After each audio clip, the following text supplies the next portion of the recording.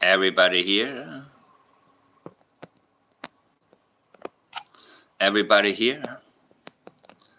Everybody here. I want to see that everybody's coming and that this is working. I said the last time this is only a test. So, in other words, every single show of mine is going to be a test, people. Make no mistake about it. I need complete deniability that what I'm doing is actually intended. And I'm waiting for the chat. Is it working? Crap. I'm trying again. Oh, somebody's here. Yes. Somebody's saying hi. Wow. Thank you, guys. I'm going to wait a little bit for more of you to show up because I didn't announce it. I don't like to announce any lives because I have to do it when things are fresh on my mind. Hey, folks. Happy belated birthday. Thank you so much, Rob. See, I have an extra screen next to me where I'm I'm very nervous before lives. I tell you the truth. Very, very nervous. I prefer pre-recording, but cool. So, I think I'll begin, and you know what's going to happen first, right? First things first, people. And here we go.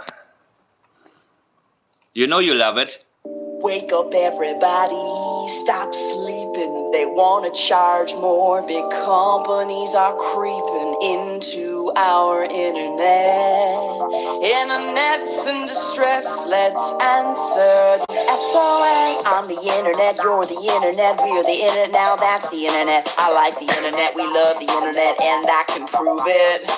Some net fairy dust made me who I am, living in an online Neverland. With my playground, no suits allowed. Internet celebrity, let's sing it proud.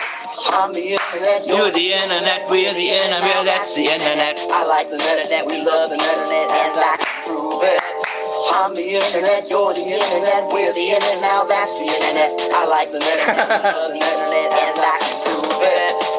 It's not my tights that cut off circulation. Big business wants to control the net nation. What you can see, how much you should pay. Tell me, is this the democratic way? I'm the internet, you're the internet, we're the internet, now that's the internet. I like the internet, we love the internet, and I can prove it. I'm the internet, you're the internet, we're the internet, now that's the internet. I like the internet, we love the internet, and I can prove it.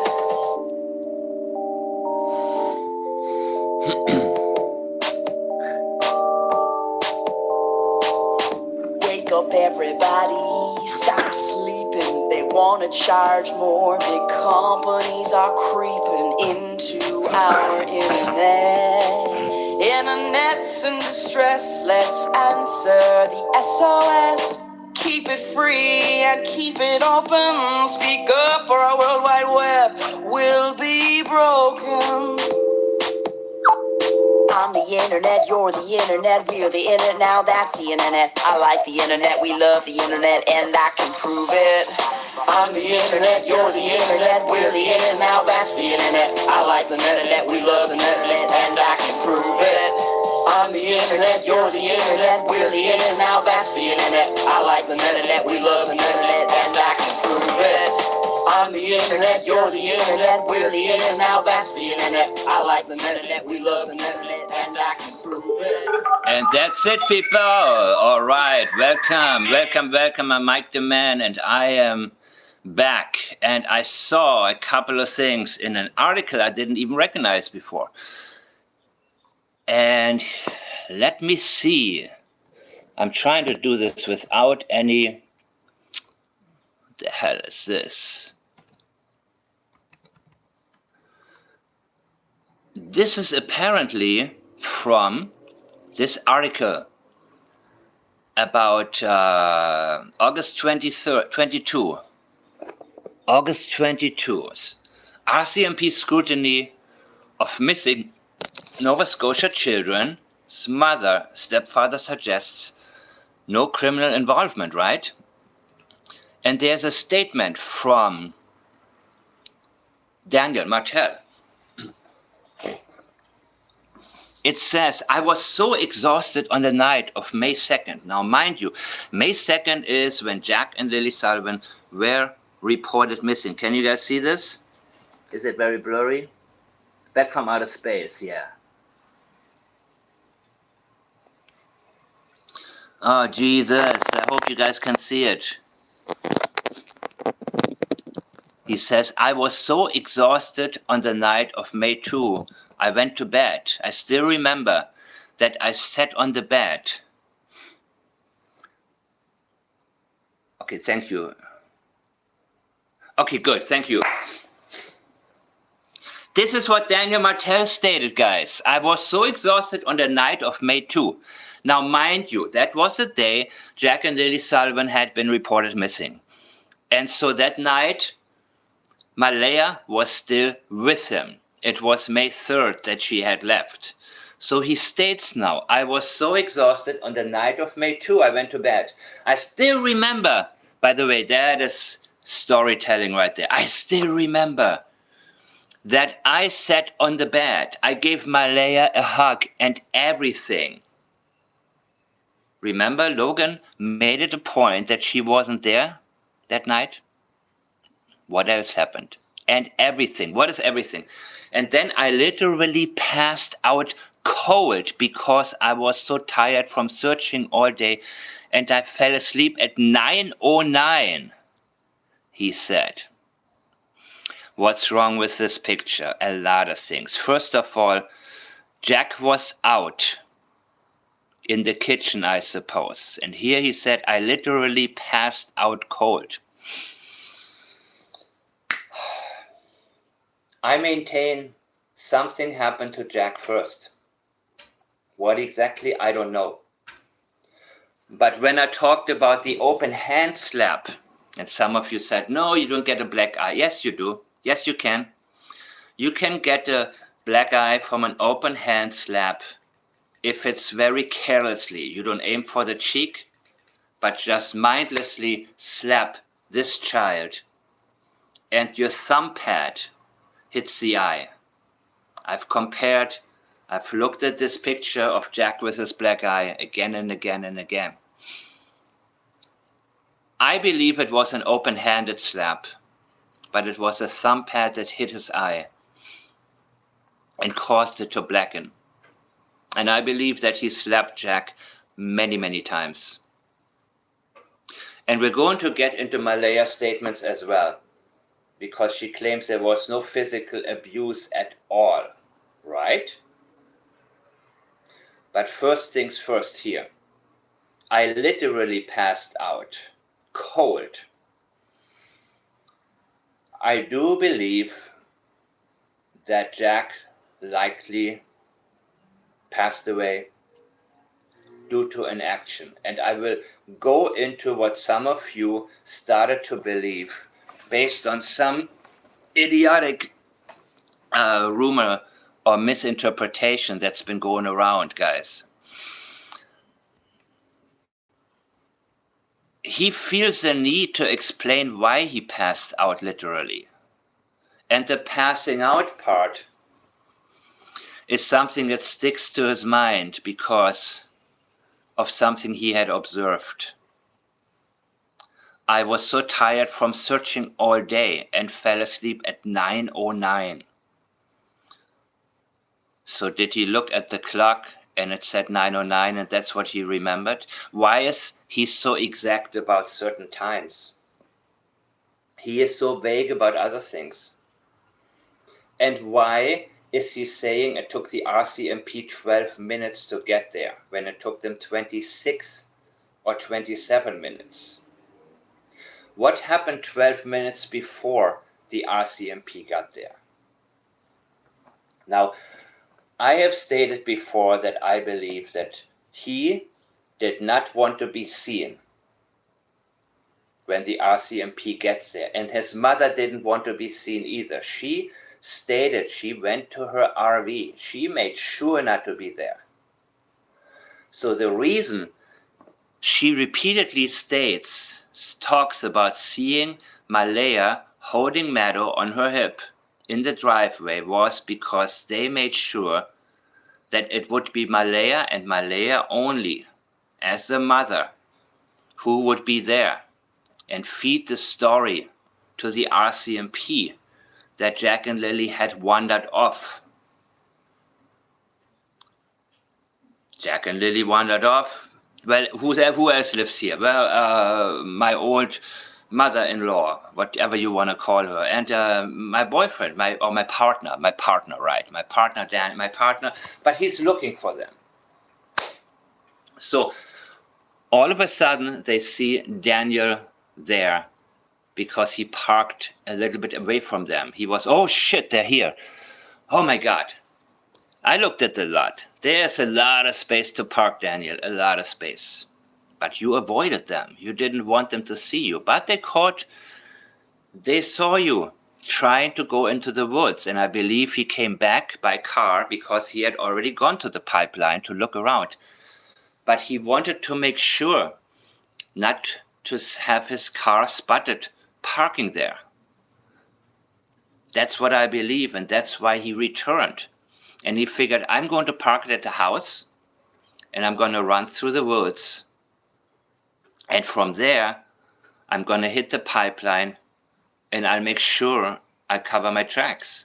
I make sure to get whatever I may have dropped that night. I get rid of it. He knew exactly, and I believe something took place there. That's why there was a footprint. That's why there was, I guess, a sock. There was who knows what else. I believe maybe one of the bodies slipped off. Something like that happened. The blanket, I think the wind blew it away and it wound up there in a tree. That's also why the dog couldn't pick up a scent from there, because it was something that was blown there by the wind and got stuck in a tree. So it wasn't a place that they had walked to or approached slowly, where a dog would be able to continue from there, a scent dog. So those of you that listen to a fabrication, that because they mentioned so much that Malaya was standing there in the driveway, and then that person concludes that means Malaya did it. Be careful what you listen to, guys. Be very, very careful. There is absolutely a reason that they mentioned Malaya standing in the driveway. That was a very crucial moment for them. And that was after they had extensively already discussed what script they are going to present, what they're going to stick with. They had it down, and they had time to get it down. And so the sight of Malaya standing there, you got to be ready. They can come anytime. Now, they expected them to come a lot later, I believe. But because there was a missing kayaker in the area, that's why they surprised Daniel by already being there. And he nagged them. They told him, "Wait, who are you? What are you doing here? Get out of here. Where are you going?" And you know what? Daniel, he didn't let go. He stated, "They told me again not to go into the woods." Daniel is a nagging dude. If he don't get his way, he will not shut up. He don't care who he's driving crazy. Are you sure? I can't. I mean, I want to see the children. I want to find them. Eventually, Officer Oliver said, "Shut up and go for it. Go for it, man. Jesus Christ, man." Sorry, I don't mean to use names in vain. But 909, this accuracy, and that's a pattern that Well, pattern changes need to be noted. You think she would have told me that the next day, but nothing. So this is in regards to Daniel claiming he had no idea that Malaya blamed Cody for the abduction. And this is to be noted too, because she knew Cody couldn't be bothered with her, and unfortunately not Jack and Lily either. So that was a plain fabrication. If that channel, and that channel is so long-winded, I was not able, by the way, to suffer through it, even though some of you like it, right? I listened and I hear this. When people are very long-winded, one of two possibilities is very likely. A, they don't have a point to make. B, they have a point, but they don't actually believe in their point. So they're hesitant and try to warm you up into accepting the point. The same goes for all walks of life. So it doesn't matter if you hear a speech or you get an email, and the email is a mile long, right? So a statement analysis, yes, I'm exaggerating, but it feels like it at times, a mile long. They don't get to the point in the title. They don't get to the point in the first paragraph. And you try to scan over it and see where a point is being made. And there isn't one, or there is a lot of nothing in there, right? So you read it for a few minutes and think, what the hell did I just read? There wasn't really anything. That's when you have to do intention detection. And intentions vary very greatly. So in a channel like that, it can be the creation of content that doesn't exist, fabrications. It can also be a need for attention. And in some cases, it's actually people are intentionally misleading, which in this case, I do not believe that it's intentional. It's just somebody bored who's trying to, I don't know, make a mark. And, again, I hold people accountable. Be careful what you listen to. And this particular statement this was repeated to me by somebody who had been listening. And I asked the question, well, what exactly point was made and why do you believe it? In these moments, many times people will tell you, you know what, to be honest with you, I cannot think of anything. I cannot think of a reason why. Because there is no connecting dot between what evidence is presented and the leap of faith it'll take for you to accept the narrative or the so-called conclusion, the fabricated conclusion. And that is something that oftentimes comes to light when you actually have to explain what you have just noted, when you have to explain what you have just read or what you believe and why you believe it.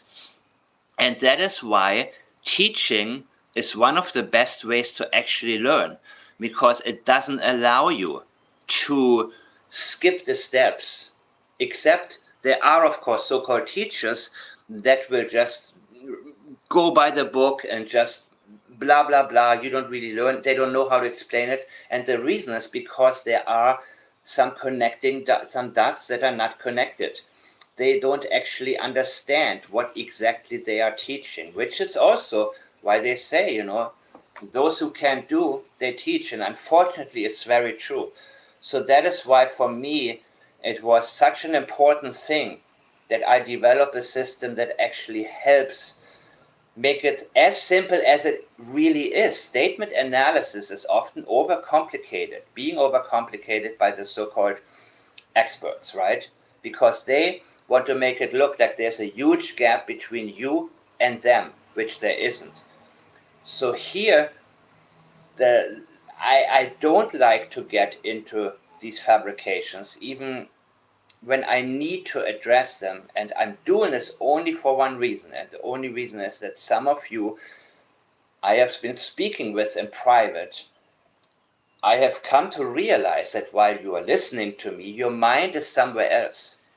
You don't actually follow the train of thought because the other person makes longer and more videos than me, right? And the more you hear a lie, the easier it becomes to believe it. So, yes, once in a while, and I will not name names because I don't want to alienate. I don't care about them. I don't give a shit about those people, right? I don't respect those people who fabricate things. But I don't want to alienate the people who come here from other channels, and sometimes it takes time to disconnect, as I had to do many times in my life, where I realized, oh my God, I learned things the wrong way. And I have to question what I've learned. I think it... Oh yeah, okay. I see you guys' discussion from a different... This is really cool, man. I'm figuring it out, how to do it. Wait. You see, now I'm being long-winded. Anyhow, anywho.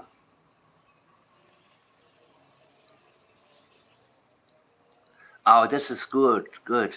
Mike, are you trying to brainwash us? You know what? I'm trying to brainwash. You know, brainwash is actually a stupid term, because what we know as brainwashing is actually brain cluttering, right? Brain confusion, brain dirtying, so brainwashing. Yeah, I like to actually clean all of our brains, deprogram. Absolutely. And believe me, programming works, and it's powerful. Anybody who says, well, I can, okay, when I tell people about the news, right? I don't watch the news. People say, well, I just watch it for entertainment because I know it's stupid. No, you're not. These are always the people who bring up stuff that isn't important. They are being occupied with something that's not significant. So when I learned about the Sebastian Rogers case first, I wasn't really paying too much attention. And I learned so much wrong about it. And it took me at times a few months until I realized, oh my God, something that I assumed, that it's been verified that Chris Proudfoot went back to work and all this, and there was all this evidence, he had a straight up alibi. Bullshit. No, absolutely not. You know, Silva on the scene. He's actually pretty good. He featured my appearance of, he featured one of my videos. I was, actually not my video, it was Sweetie Pilo. I appeared on her channel. And I paid attention to other things. He actually is somebody who really is on the scene and did the legwork and exposed quite a few things. So I realized just how much, and Twitter is a cesspool. It's an absolute cesspool where people not only believe the lies and accept them, but they mindlessly share it.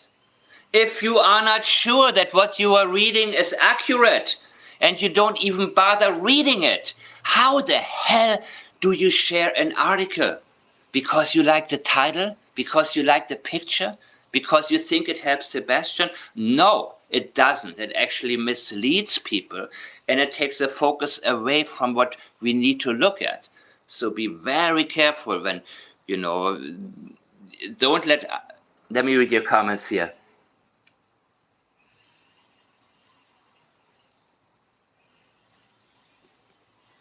Yeah, I disagree with the animal theory too. There was no animal that took the blanket away. That is absolute nonsense. And I know that he wants to sell us this bear theory. There was a bear around, and the bear was trying to get into the home, and then the bear stole the blanket, ripped it apart, and then the bear took the blanket for 1 kilometer down the road through the woods. Didn't lose the blanket, Maybe he dropped it a couple times, but made sure to pick it back up. And then the bear planted it up there in the tree for the RCMP to find. To frame him? What the hell, man? Twitter is a cesspool. Yep, I'm great. I cannot even say how horrible it is, man. And I unfollowed so many people and muted so many people, but still, some of them retweet things here and there, and they think they're doing things for Sebastian. Unbelievable. They're sharing this green hoodie fabrication to help a fake agency get some publicity, and get Dog the Bounty Hunter back on TV. That's the reality, people. Dog the Bounty Hunter tried it with the case of Brian Laund with Gabby Petito. It failed. His own daughter talked about it. So he jumps onto another case.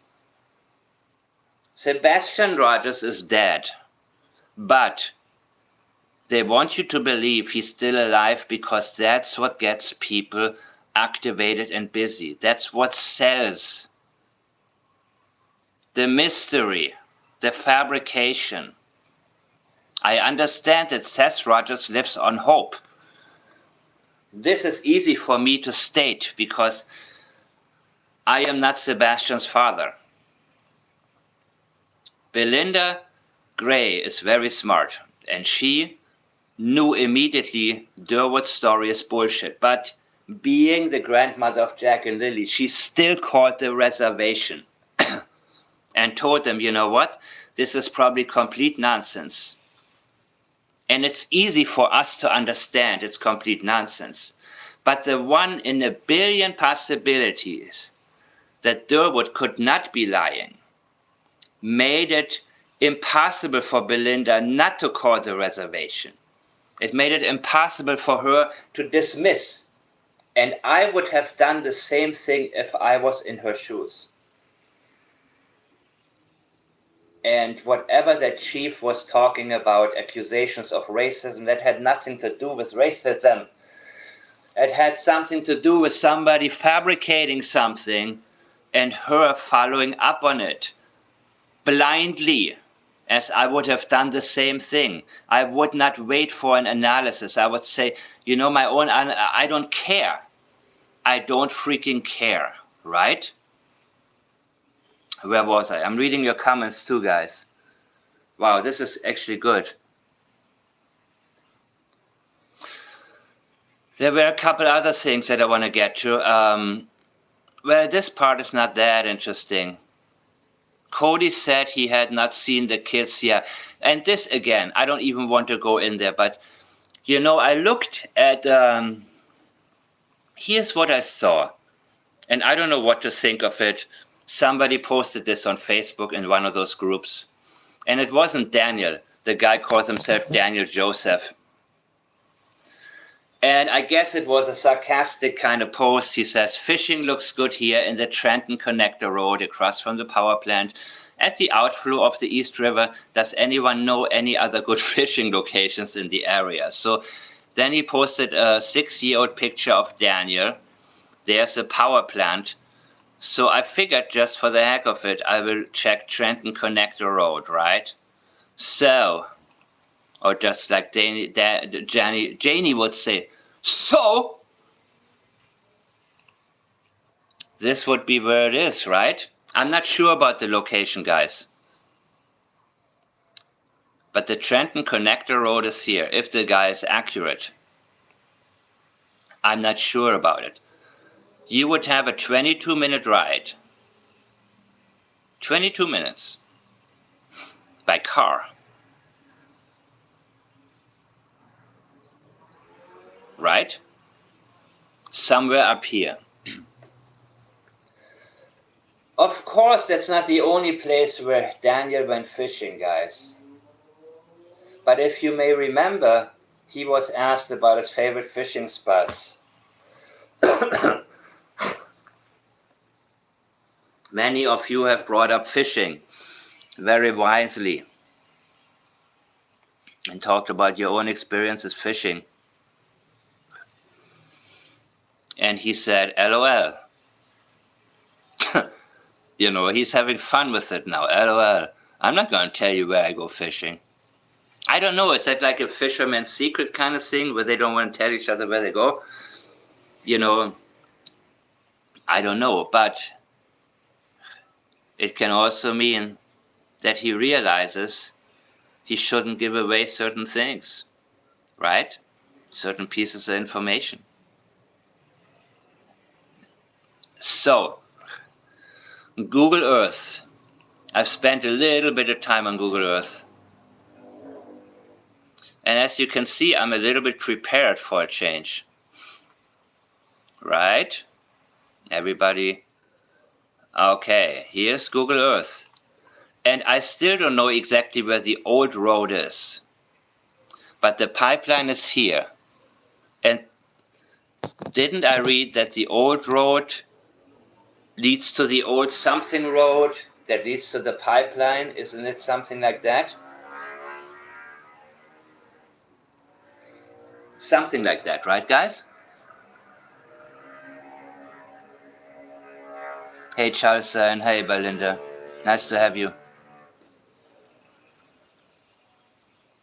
I think you missed the good part where I talked about some theories. Welcome. Feel very... Wow. Okay, guys. This is the old road, right? I believe, and correct me if I'm wrong. I'm watching the chats right now. I believe this is cool. I believe that this is the old road, and you can see, you can take the ATV through there and reach the pipeline. So when you zoom out a little bit, Earth's house would be somewhere around here, which is where the ATV was. And I believe you went down the pipeline. Something happened right here. I believe that maybe something was dropped from the ATV. Something was being adjusted. And I hate to say what I'm with, but the possibility, oh my God. Something was dropped, something took place. He did a stop here, I believe. That's why the sock was found. That's why a print was found. And that's why the blanket wound up in the trees here. The wind blew it away, I have no doubt. Which is why the dog couldn't pick up a scent right here. They went from Earth's house. As Janie stated, the ATV was there. They got it. They went this way. He was now ready to get rid of Jack and Lily. That's why this point is so important. And that's why he gone there already in the morning before police got there. And he realized my car's parked here. I'm with the car. I don't want anyone to see it. I don't want police to come by and say, what are you doing? I'm going to have to go home, drop off the car, and then walk somewhere through the woods to make it back here.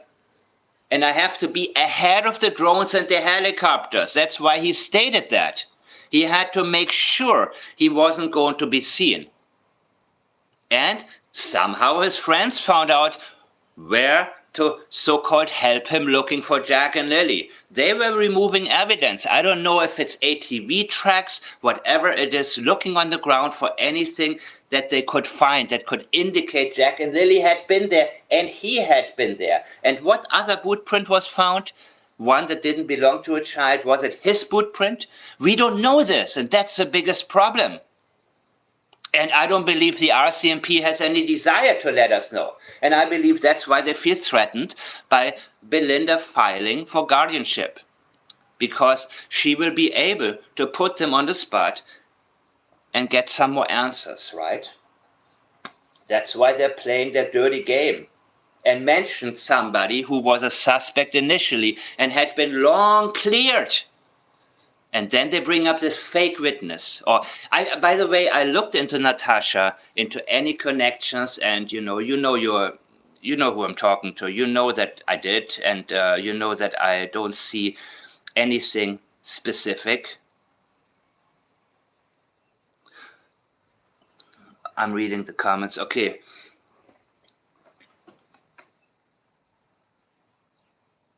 Yeah, confiscate Justin's phone. Okay, where was I?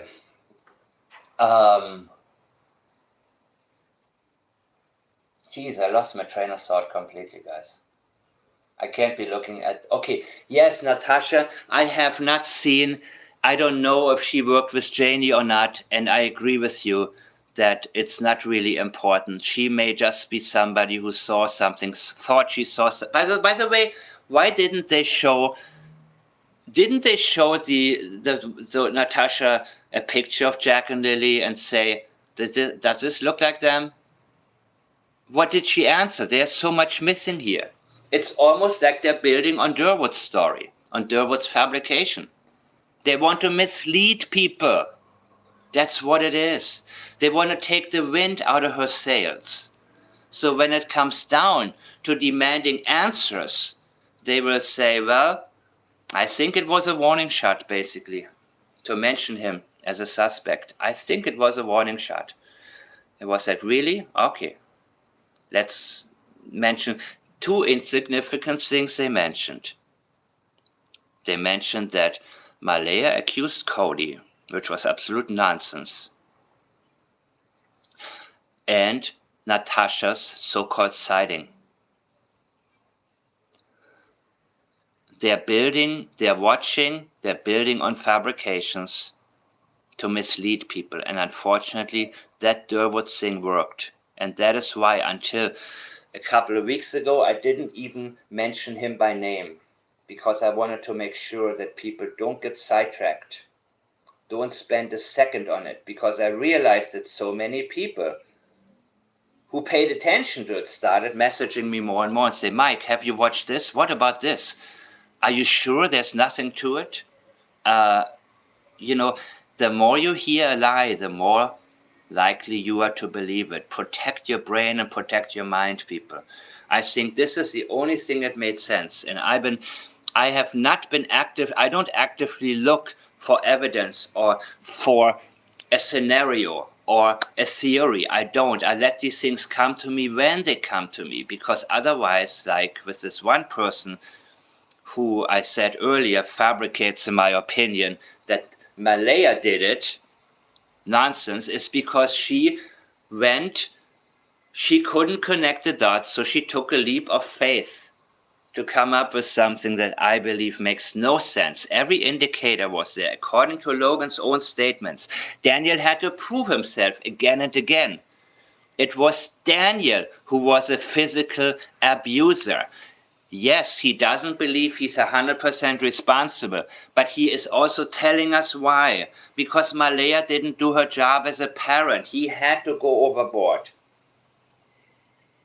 She said he's picking on Jack and sometimes on Lily. And now what is she saying here in this thing? Physical. Brooks Murray told RCMP there was never any physical discipline. Well, that was the original script that she stuck with. And I'm pretty sure she told the CPS the same when they came home, because Jack had a black eye. Oh no, Daniel, no, my Daniel doesn't do it. No. She's deep in it, deep in the cover-up. And that has been ongoing on every level. She was there to give him all the alibis he wanted. She lied for him. She covered up the abuse. She stayed in her room on the phone when she heard noise and heard that Daniel was abusive to the children. And by the way, this, I would prefer to have an actual quote from her. That would be a lot better than reading what the journalist thinks she said, right? Interpretations are never good. So she could have said, I never seen any physical abuse. She could have said, she wasn't there all the time. So accuracy is missing right here in this hatchet job. What else did she say? Since Sullivan, the newly released... Oh yeah, Daniel was in, oh my God. You see, they're cherry picking everything that's good for Daniel. They're cherry picking something that supports Durwood's theory, and they are creating a false suspect who has already been cleared in the minds of the public, guys. So here, if it's true that this picture, in case you missed it, supposedly from the Trenton Connector Road, right? Somebody brought it up. And so I went there into Google Maps. So it would be maybe by ATV a 30-minute ride.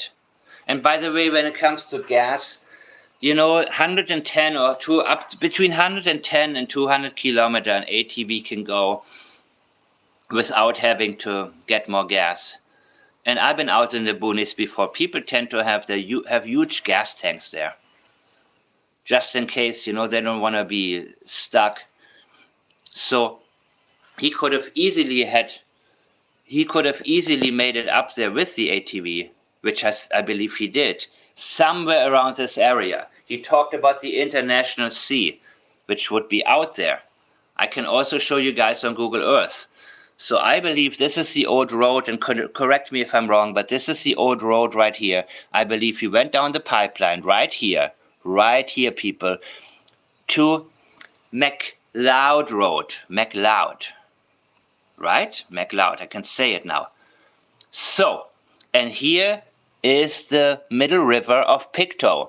So this is the bridge where I believe that star was found, that I believe came from Lily's jacket. So he went down that pipeline area, he took a left and went up north. And Google Earth is a lot better than Google Maps because you can see all the little roads here, and there is nobody around. Now that doesn't mean there couldn't be a camera here and there, but look at these areas. Okay, there's a little bit of population. But if this is one of the places where he went fishing, I believe that he knows these roads and he grew up there, meaning he been there at one point or another to make it towards New Glasgow. And look at even the roads up there. You would think that it's getting a little bit populated, but still, I would think that he would be able to find certain places to maneuver, right? To not be seen. Not be seen at all. I have faith, though, that there is but I don't want to live on faith. I am looking at reality as it is, I believe. But I also see the possibilities that are there. And I do believe there's always a way. And there is a possibility somebody had caught him on camera, maybe taped over it. But look at all the possibilities to be unseen. So there was no way the kids would have been removed by vehicle. Absolutely no damn way. No way. Not on these roads, because cameras would have caught him. And he knows how to get up there without being seen. Doesn't mean nobody could have seen him. It doesn't mean that there couldn't have been a camera that caught something, but the people didn't know what to look for. Now they offered $150,000, but listen, if people don't know what to look for, what good does that do? They didn't want to state what people could be looking for, or what people should be looking for.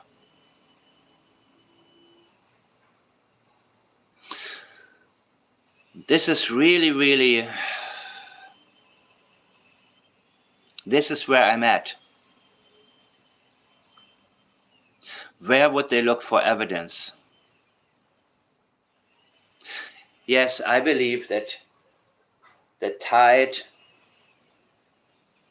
the muddy waters, the surf, you see, you go out here and the international sea is somewhere.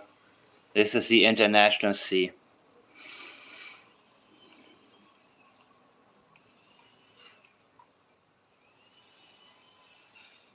And now I can find it. East River, right? Gee. All right. So I was going to watch another video. This is really all I got. But tell me what else I'm missing here. Tell me what else in chat. Is Janie's ATV a 6-speed or 5-speed? Well, you know what? Give me a second. I'm going back to the last video. The last time I played the video, remember? In my last, that's why I don't like that's why I don't like real life, because search Google Earth, Lansdowne, back to Lansdowne, and there it is, people. So this is where the old dirt road leads to the pipeline, and I believe that that morning he saw, and there's Jack, and here we go. If you go up there on Garlock, look, you can see it right here.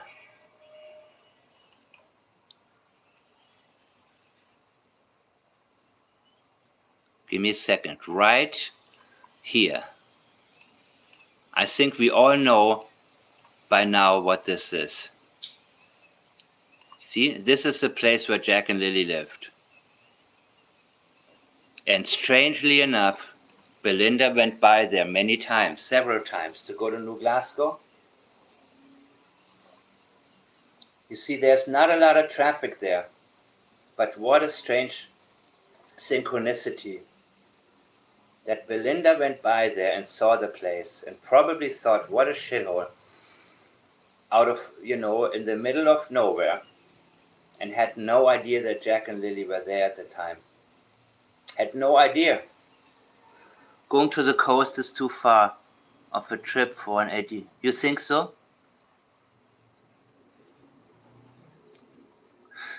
It would be a 20-minute ride by car. So then you would think that it's somewhere around here that we need to look at. I'm following the language and all the water references and the surf reference by Malaya. So I have to stick with that no matter what, until other statements come up that lead me towards thinking it could be a mine shaft or something like that. I look for, this would be probably a 30 or maybe 40-minute ride, I would think, right?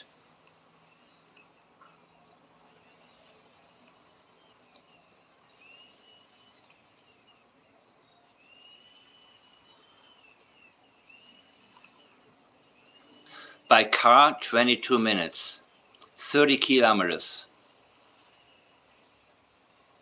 Could he have gone these back roads by ATV? He had all night long. And I do believe that there was a car that was removing things from that property. I do believe that there were many things that they didn't want police to see in the morning when they would get there. I believe what happened to Jack and Lily happened at Thursday night. And I do believe that they had all night to do what they could. That's why he looked so tired the next day. I believe they had all night. And the neighbor said between 12 and 5 he heard the cars. So that activity started already at midnight. And I said it before, I think it happened around bedtime and the children had already on what they would normally have on if they go to bed. So I believe that, I thought it was maybe 10 or 11 p.m. And when he talked about Jack was out in the kitchen, well, he also said at midnight he went there to check on the kids and turned the light switch on. And he felt the need to tell us the light switch was right there at the door. And I believe the reason he said that was because he wanted to make it a point that he didn't have to go inside of the room, which I believe is exactly what he did. And they mentioned, and the room was, what did he say? Quiet.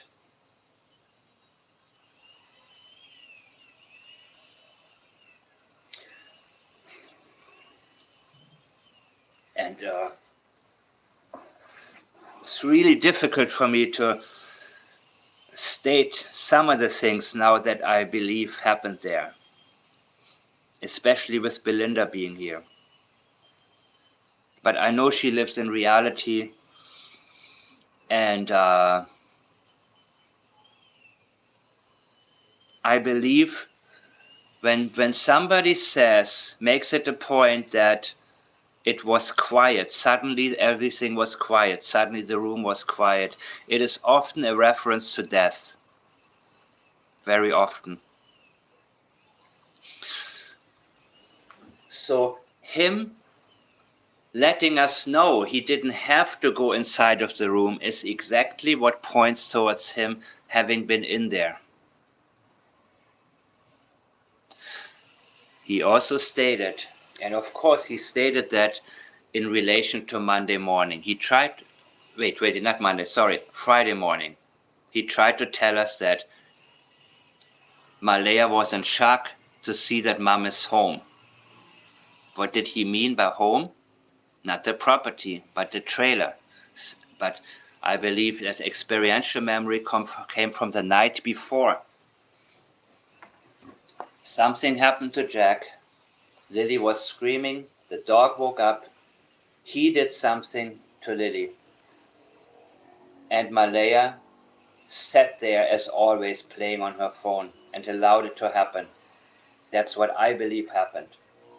So far, every statement I'm getting leads me more into this direction. And Mom came home and Malaya just sat there with a guilty feeling. And I believe Daniel actually believes it didn't have to come to that. It wouldn't have had to come to that had Malaya done her job as a mother. I believe that's what his language indicates. And again, our language can only indicate things as we perceive them. So when he believes he is not 100% responsible, he actually believes that. That's how he feels. That's what he thinks, or that's the excuse that's running through his mind. And a lot of you, I know, think that Daniel seems more likable than Malaya, who just shuts off.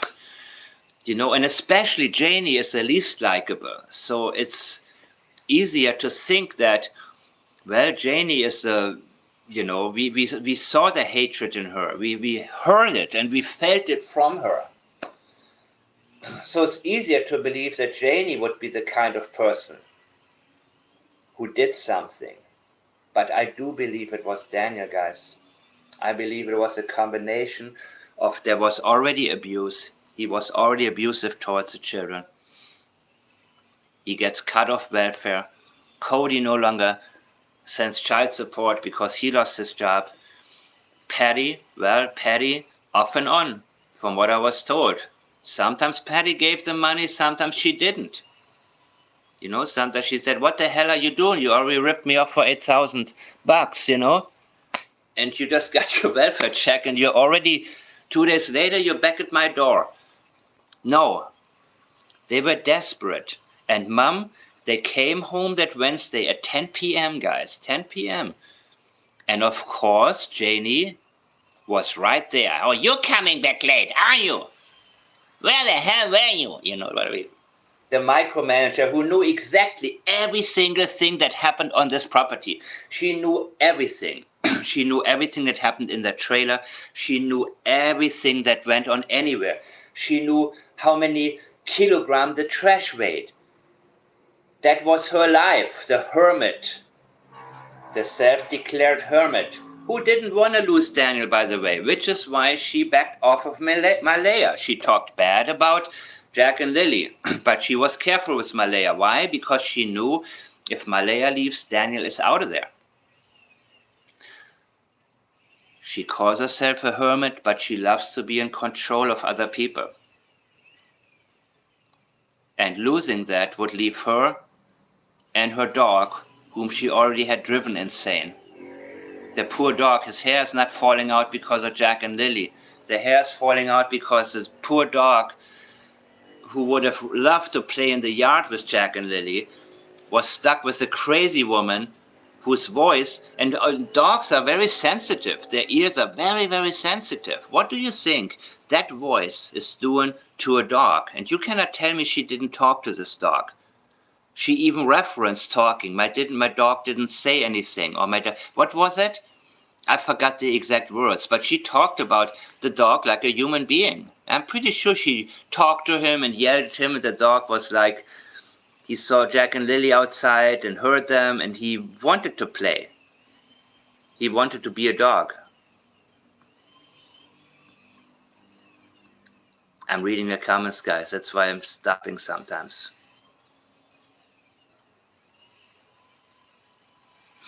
So, this is where I'm at, guys. Janie said the dog didn't say a word. Yeah, Julia, exactly. Thank you. Well, Tracy, I think, first of all, thank you for reminding me what I was going to say. It's different when you're alive. You cannot stop and then think about it and then continue. Multiple vehicles. I believe, look, there were two sheds in the back. One of them was completely empty, which stood out and was very strange considering everything on the property was a mess. Everything was cluttered up, full of things. But this one shed was completely empty. And it was not big enough for the ATV. I already made inquiries. What was in that shed? Now, if we listen to Wade, what he said was, yep, he's doing it, he's selling it, he's making it.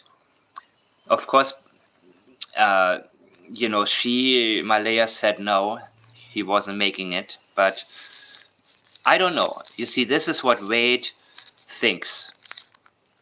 And maybe he seems very talkative. Maybe at times he exaggerated things. There's a possibility there, right, guys? He seemed to be very happy to finally talk about this to somebody, because I'm pretty sure that in the house, Cindy told him, like, I don't want to talk about this. Let's just ignore it. They don't seem very talkative as a family, by the way, right? Because it seems so easy for Malaya to just close herself up completely. Not everybody can do that, guys. And I believe that it represents sort of the family settings that she grew up in, just closing herself up off completely. So I think that Wade was actually happy to talk to somebody about it because he had to keep it in. And he's a talkative guy. So I don't know, let's assume there was something going on in the chat that had to be removed. And I believe that's where the car came in. And my theory continues that Janie made it a point that the ATV was always at Earl's. I believe that actually the reason Janie was raking, it could have been the car removing the bodies and taking them to Earl's place, to the ATV. And from there, Daniel went. I consider this possibility. He also said, I went to the cabins, or through the cabins, to the children. I believe he returned. I believe he picked up the boots, the backpack, certain items. He didn't get the coat, Lily's coat, or t-shirt that Wade said he recognized in the morning when he got there on top of a vehicle. I believe Janie put it out there. And that was Janie's message to Daniel. That's who she is. Look what you forgot. I have to tell you everything. You forgot the code and you forgot, But I do believe, I believe multiple vehicles. But I believe what the neighbor heard 6 times was there to remove the children to a different location, and from there somewhere far away, and remove whatever was there in that shed. They had to empty it before the cops would get there. That was a priority to them. That's why in this landfill of a property, there was a completely empty shed, guys. So I actually do believe Wade. I tend to believe him. Let's say it like this. I believe that the many trips were so many because they had to remove other things. And when it comes to the blanket, let's not forget Daniel lied about it. I don't believe he had to stop to get gasoline. 110 to 200 kilometers, a full tank of gas can last on an ATV, depending on the model, of course. And what we're talking about here would be 30 kilometers. If you use the other roads, 40, maybe 50. I'm talking about possibilities here, guys. These are possibilities that I'm throwing out there that I believe makes some sense. When I'm looking at Google Earth, there are so many unpopulated areas here. So many back roads, so small with nobody there. Well, there are some houses and cameras could have caught him. Right? And I'm sure you're watching, Daniel. What happened in 12 minutes? Why did you say the RCMP came within 12 minutes when it was 27? My question to you is, what happened exactly 12 minutes before the RCMP got there? You know, somebody suggested 12. 1 plus 2 is 3. 3, the liar's number. I don't know. I keep this open because I'm looking at the possibilities that I may be missing. I stick to the statements, but when it comes to the possibilities that align, I'm pretty open within these possibilities, as long as it's backed up by the actual language that Daniel has been using, also Janie has been using, and especially Logan, who told us exactly what had been going on in the house through her statements. Logan tried to do damage control, and she did the exact opposite. Well, let's say it like this. Most people have missed it, what she actually said, but through her, I learned how abusive the household was.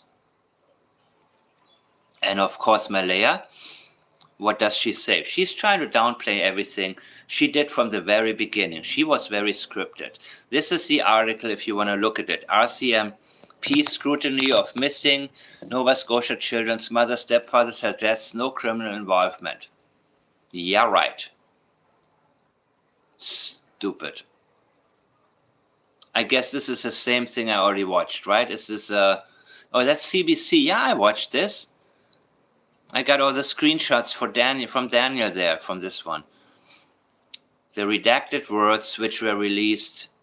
And the redacted words were exactly what we need.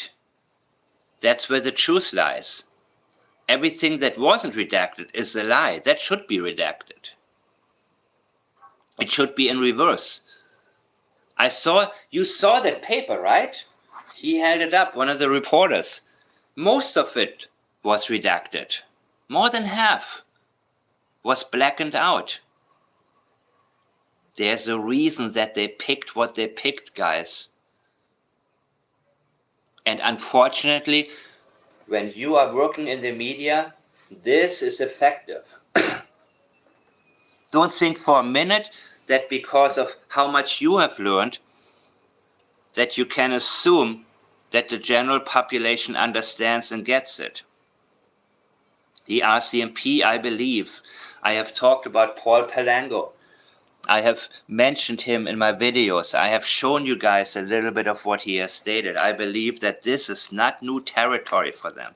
I believe they have great experiences, and I don't want to sound too conspiratorial here, but all over the world, police have learned how to lie in court, how to present things to the public, and how to do damage control. And what works in one location works in others too. This is a reality I have come to realize exists. And they act in unity the moment that they are worried about their jobs and the public perception. And I know I'm going out into tangents right now, but this is something. Okay, the woods are close due to fire risk. Okay, got you. Mike, I think there are 4 news stations, each with a video. And I have 3 so far. Be in Florida. Which one did I miss? I have CBC, I have Global News, and then I have Globe and Mail, right? I think I covered these. So is there another video?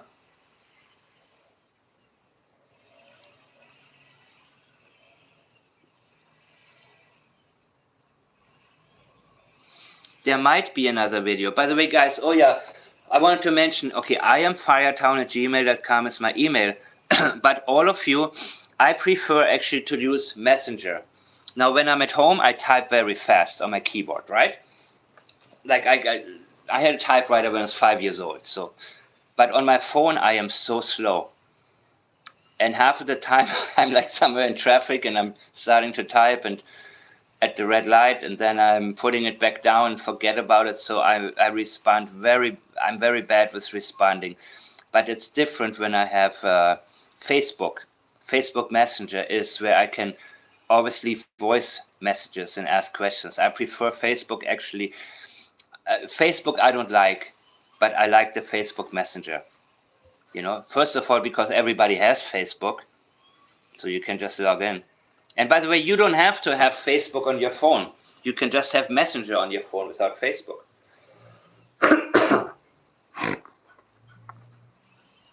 And you don't have to add me as a friend either.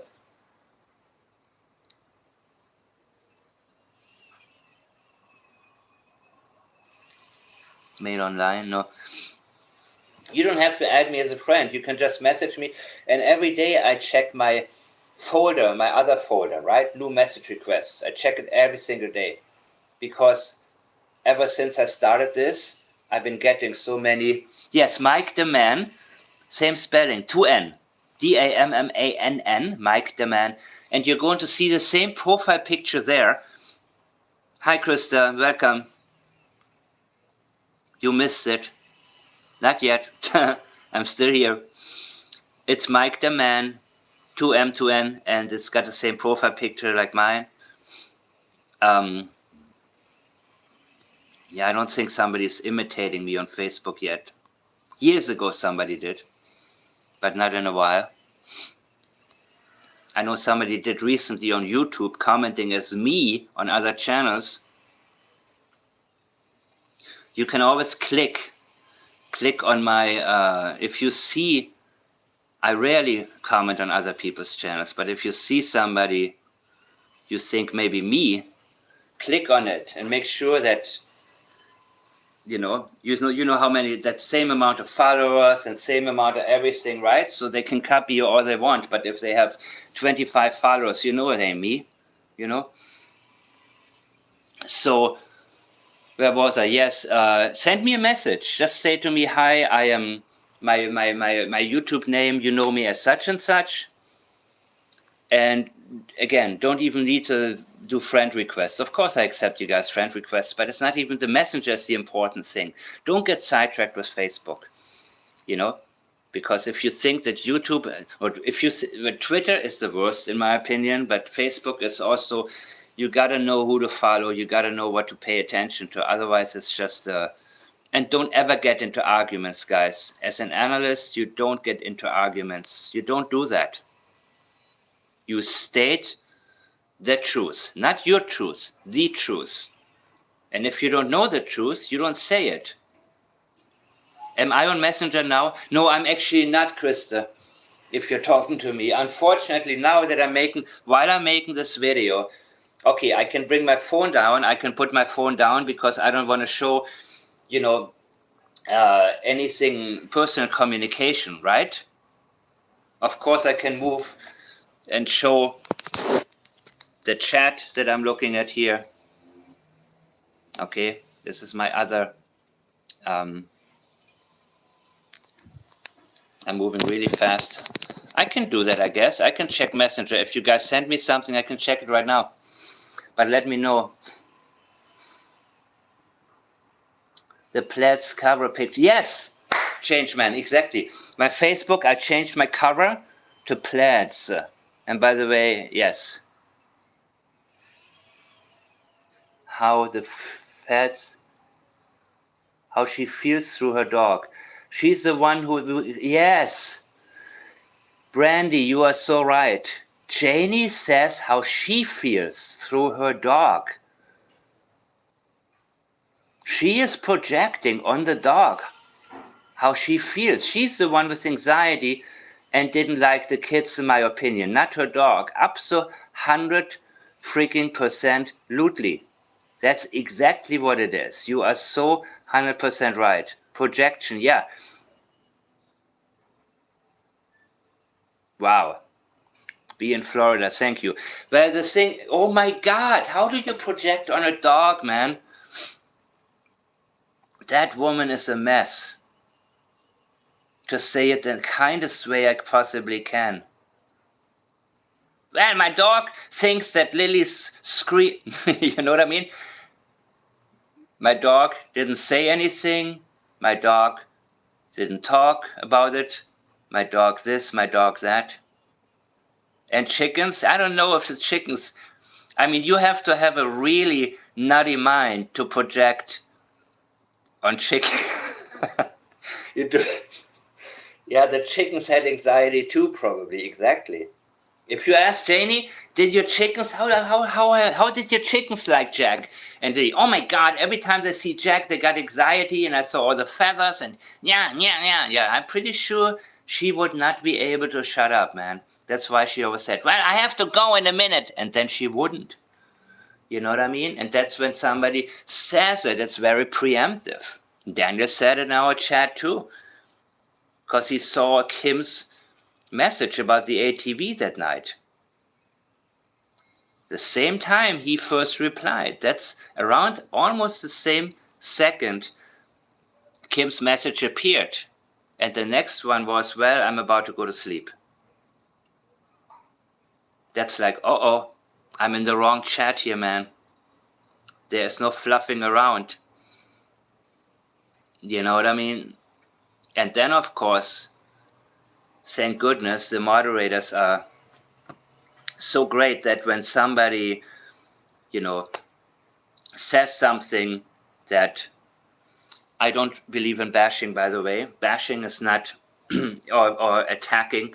That is the wrong way. And I repeat myself for the people, because there are many new people coming. By the way, I will have Plaids 1 and Plaids 2 in my member section soon. And Plaids 1 is the intro, the advanced intro, as I call it, and 2 is the more advanced stages. So right now, all the Emmanuel Harrow stuff is going into the member section, because I want to make sure that the main part of my channel is reserved to Jack and Lily until we have the answers. So I want to make sure that whenever people get notified, it's about something that's related to the case.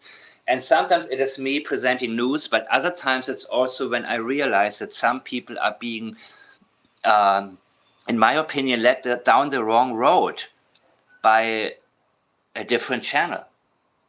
And I will ask you guys, tell me why you believe what you are reading, right? And don't say, and this person, of course, and I keep things anonymous. Hi, Danielle. Danielle. Meld nu, not Daniel.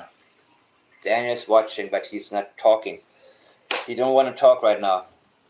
Crap, man. That's why I had a pre-recorded video the other day, and the video was over. I was just about to ask him the right question. Both me and Julia, man. Jesus. That's why I'm making sure to do lives now. And I'm somewhat prepared, but you know how that goes. And feel free to remind me what I was about to say. You see, I get sidetracked so easily. That's why it's easy for me to understand the value of not being sidetracked and staying with it. But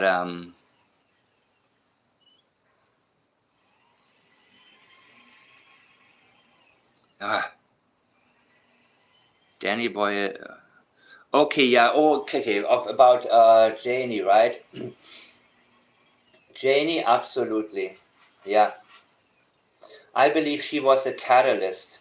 I believe she was a person full of hatred. And I believe that indirectly she had a lot to do with the abuse that Jack and Lily suffered on this property. I believe had she not inserted herself into every situation and constantly nagged about, Lily's voice, getting her dog to bark, things could have been a lot different. I do believe that. I hold her accountable for a lot, but I ultimately always hold the one person accountable who is actually taking the physical action of hurting somebody, no matter what, right? Yes, you can talk about the psychological build-up. I'm completely open for it, but when it comes down to it, and I'm very extreme about these things, even when there are contract killings or something like that, in those cases, yes, of course, the conspirators need to go to do a lot of time, but the person who actually takes the action, doesn't matter if it's for money or what the motivation is, I believe those are the people that need to be off the streets. Those are the people that need to get the most time. And this is only my opinion. You know what I mean? So, yeah, to give the message, let me see what she writes. Mega.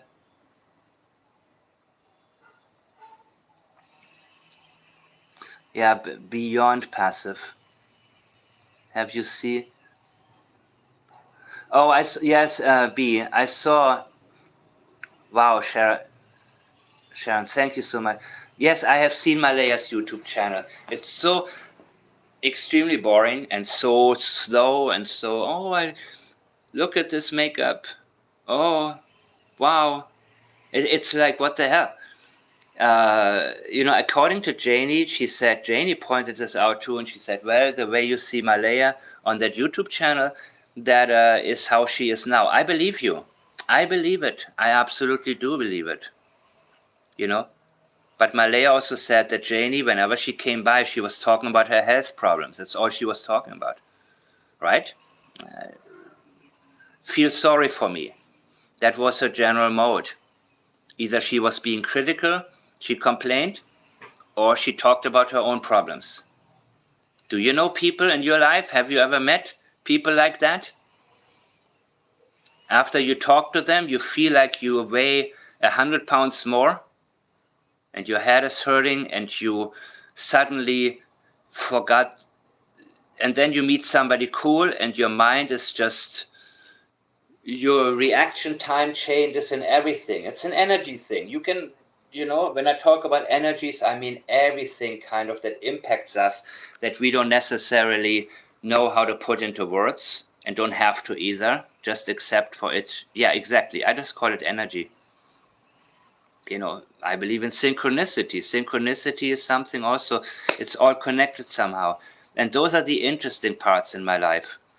Things that I don't plan, that just happen, but somehow attracting the right things at the right moment when I need it the most. And the unexpected things happen, that somebody notices something, and it's absolutely intense. But when you're living with somebody who constantly has bad energy, people, that means all of the good energy that you bring is going to be wasted. And people who are living with a bad energies person often have the tendency to destruct each other. because they don't know what to do with their bad energy. And unfortunately, Jack and Lily were forced to live in that shithole with these people. And they were the weakest links.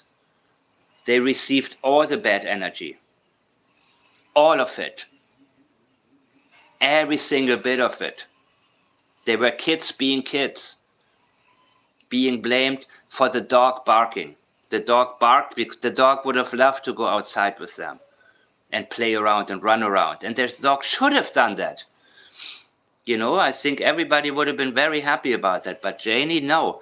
If you have a bad energy person like that around you, it's like an emotional vampire. No matter how much, no matter what, you will always be brought down. It is like a black hole sucking everything in. Everything good that's there. Walking on eggshells. Yes, Heather, exactly. You're walking on eggshells. You're not free. You gotta... And kids have to be children. And how the hell is it that you are living out in the boonies and you don't have neighbors? I understand if you're in a high-rise in New York and you have neighbors who gotta go to work at 6 in the morning and they say, please, after 9 p.m. or so, can you turn the TV down? No, they lived out in the freaking boonies, man. And the one thing about living there, out there away from everything oftentimes, can be that kids have more freedom. They don't have to walk on eggshells. But with this woman, mental and physical chaos, absolutely, guys, absolutely. And I believe that's when Daniel, and for a lack of a better word, I believe he snapped. He lost his welfare. Cody's checks didn't come anymore. I think Patty probably told him, here's a little bit of money, but what amount you ask? Hell no, I'm done with it. He was on edge.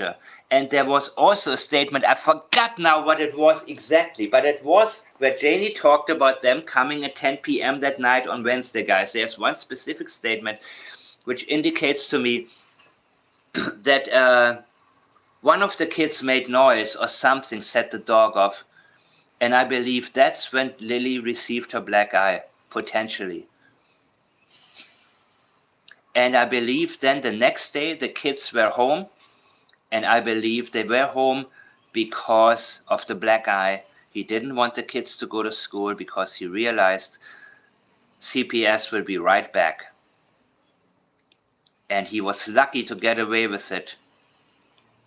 And I believe that's exactly why they avoided to send the kids to school. First let the eye heal, and then next week, Monday. They already knew on Friday, they already knew on Wednesday night, in my opinion, that the kids were not going to be in school on Friday. They already knew. She has to heal up. That's what I believe happened. And then the kids were there all Wednesday, like I said. Then they were there on Thursday. They were together at their property. I forgot, what did they do on Thursday? Yeah, okay, Thursday they went to the mall, right? They were at Patty's on Wednesday. Probably got a little bit of cash from her. Not too much, maybe not as much as they wanted. You know, because Daniel didn't do his taxes. They were faced with less money than before. So, yeah, Meadow they all loved. Meadow was safe with them. And his biological kids were safe with him too. But Jack and Lily were not. Dollarama? Yeah, Dollarama, exactly. They were seen there. So, on Thursday, I believe, things were even worse. Because then the kids were home. Janie didn't stop nagging.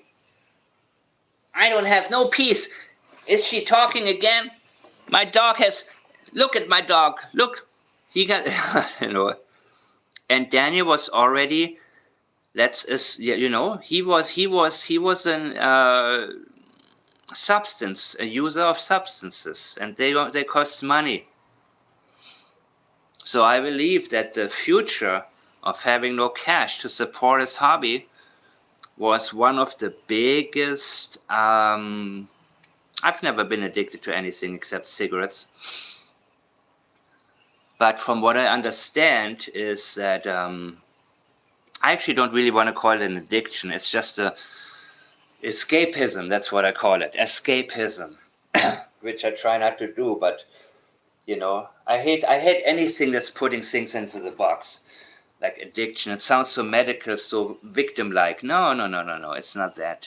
There's a way. There's always. But anyways, from what I have seen in the past, and I told you before, I had a neighbor once who was doing the same kind of rug, and how he stole from his family and constantly, oh my God, finally they arrested him. He never came back. Don't know what happened to him, but this is one of the worst rugs in my opinion. And he didn't have it. He didn't have the money.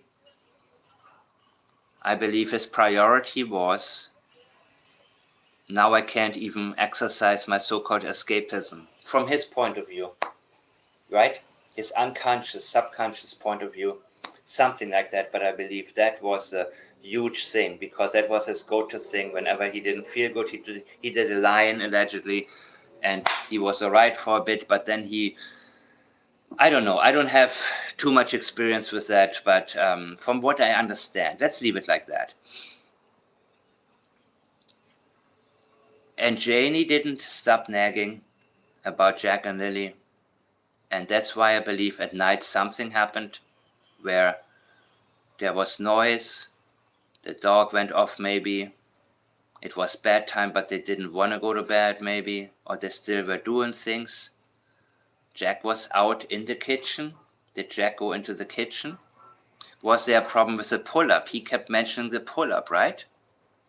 Well, on the one hand, I believe the water references, the being soaked, but he kept mentioning did they change the pull-up on a regular basis? I don't think so, guys. He wouldn't keep his pull-up on for so long. I believe Jack probably took it off quite a bit on his own because he was uncomfortable. Malaya didn't care. Daniel was tired of it. And I believe that's when the turn, that's when something really happened. And I talked about Katie Proudfoot all the time, how everything came together in disadvantage for Sebastian. That she was upset that maybe Chris couldn't go back to the house out of fear of CPS. And she over-medicated him. That's what I believe happened, because she didn't care anymore. She didn't care if he lived or passed away.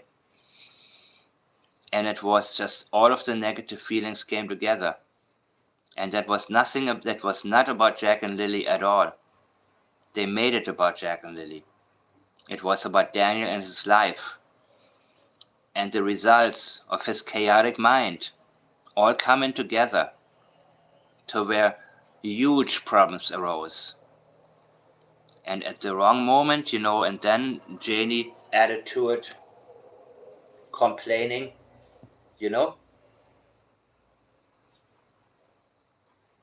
And so on Thursday night is when I believe it happened. Maybe 10, maybe 11, somewhere around there. Before midnight for sure. Before midnight. But let me look at your comments, guys. I'm kind of done yapping. But I'm willing to react to another video, man. I can go back to the CBC one. Because as soon as you guys are talking, I have a lot on my mind. I just have to get to it, Just connect the dots. What video, by the way, do you think is the most informative or the most revealing when it comes to Daniel? And no, I don't want to listen to Janie right now. I don't want to hear that voice again. I really can't. I really don't want to. Even when somebody asks me to give me an exact statement from her, I'm like, yeah, I could look it up, guys, but not really. Not now. I don't want to. Yeah, same with Chris Proudfoot too. I have, I was going to do part 3 of this Granny's watching thing. And then I hear his voice and I say, I don't want to. Maybe Daniel turned on the light at midnight to check their breathing. Yeah, I believe that the light thing at night, for sure he turned it off at one point, but there is a reason he tells us that the switch was there right by the door. He wants us to believe he didn't go in there. When Malaya, what did she say, guys? We can listen to this again. Suddenly the room was quiet, right? Suddenly the room was quiet. What does it indicate? Listen, guys, I have to do something like this for 1 second. And you can watch yourselves talk while I'm looking up something here. Because I don't want anybody, I'll check my messenger too, in case I missed something.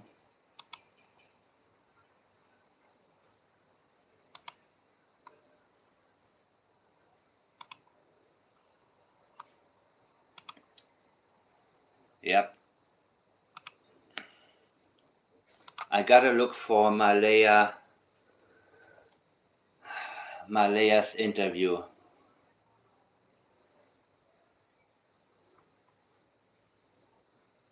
Mom's full interview, okay. This must be it because there's only one. We weren't aware of it at the time, and this is her only one, guys. Okay. Hi.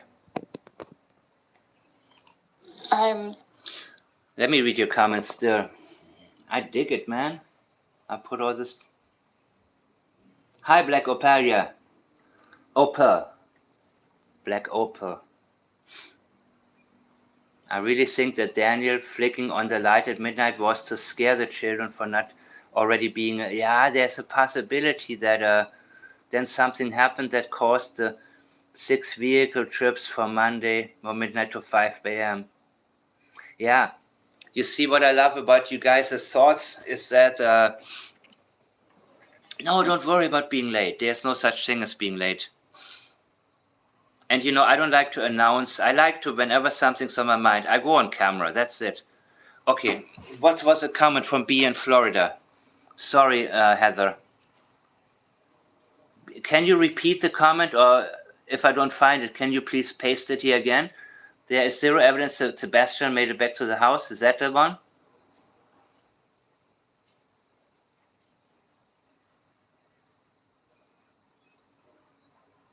Yeah, I find the language reliable though when it comes to the thud, but not getting it. What was that comment? What was the comment? The lights, yes. What you just said, Changeman, it does align with the statements, absolutely. So there's nothing wrong with speculating, and there's nothing wrong with guessing. There's absolutely nothing wrong, because until we have the answers, we need to let our minds go in different directions, as long as it aligns with the statements.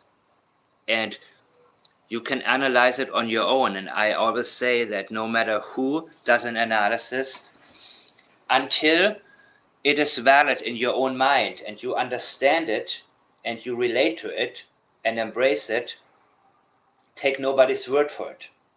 Meaning, don't just, it has to make sense to you. Because once you get into that habit, whenever a new statement comes up, you will also immediately see it for what it is. And of course, when somebody tells you, you shouldn't speculate in a missing persons case, what the hell? That is a huge red flag, because speculating, it's not called speculating. You would want ideas, what happened to my children, not be dismissive of anything. And that is exactly where so many times we already know whom to look at without doing an in-depth analysis.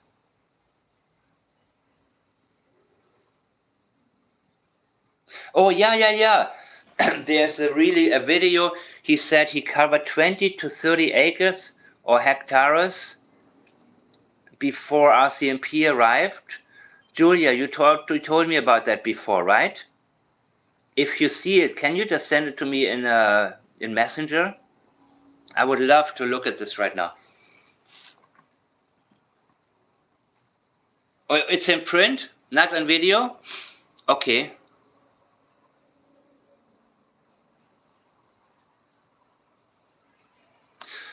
I will switch in a minute. I will just have the, I will show you this laptop with all the posts and then go through the, let me do it right now. One moment, please. All right. This is station break. Station break, everybody. Julia, okay, I'm here. Cool. I see you now. And again, I don't reveal sources and make sure that whatever is being sent to me is 100% confidential and never to reach anybody else. Unless, you know, if you don't want me to tell you, if you don't want it to be known. So, like Jenny would say, so. I looked for you on Messenger, Mike. I don't see you.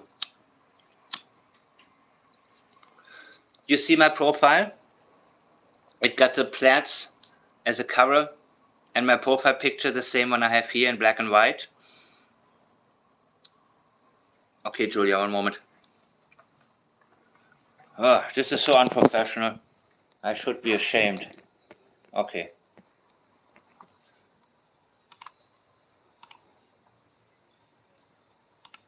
You sent a picture, right? Okay, I got it.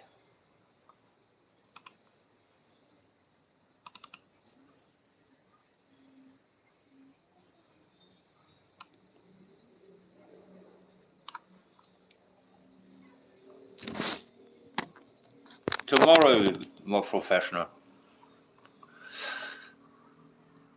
Okay.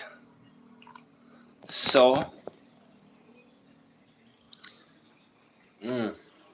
It's blurry. I got the picture like that. It was blurry already, guys. This is the best I can do, but you can read it. Anyone with information, please come forward as fast as possible. Okay, says Daniel. He adds there's a dense forest and rough streams, and he himself searched 20 to 30 acres. Does everybody here know about acres? Can everybody imagine how much this is? I'm checking your comments. Okay. Okay, good.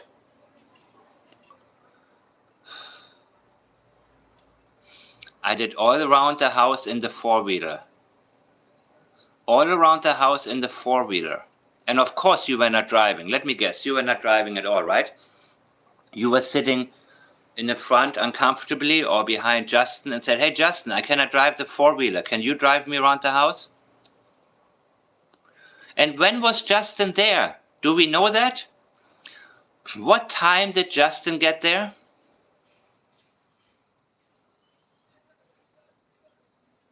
Yeah, I'll be honest with you guys. I'm not that sure what... Okay, half a soccer field is how much? 50... I don't like to admit when I don't know something, but I'm not going to lie either. Okay, got it. Yeah, it was never stated when Justin arrived, right? Was he staying there? Was he? Why don't we know that for sure? Okay, this is what I get. 208 feet by 208 feet is 1 acre. So,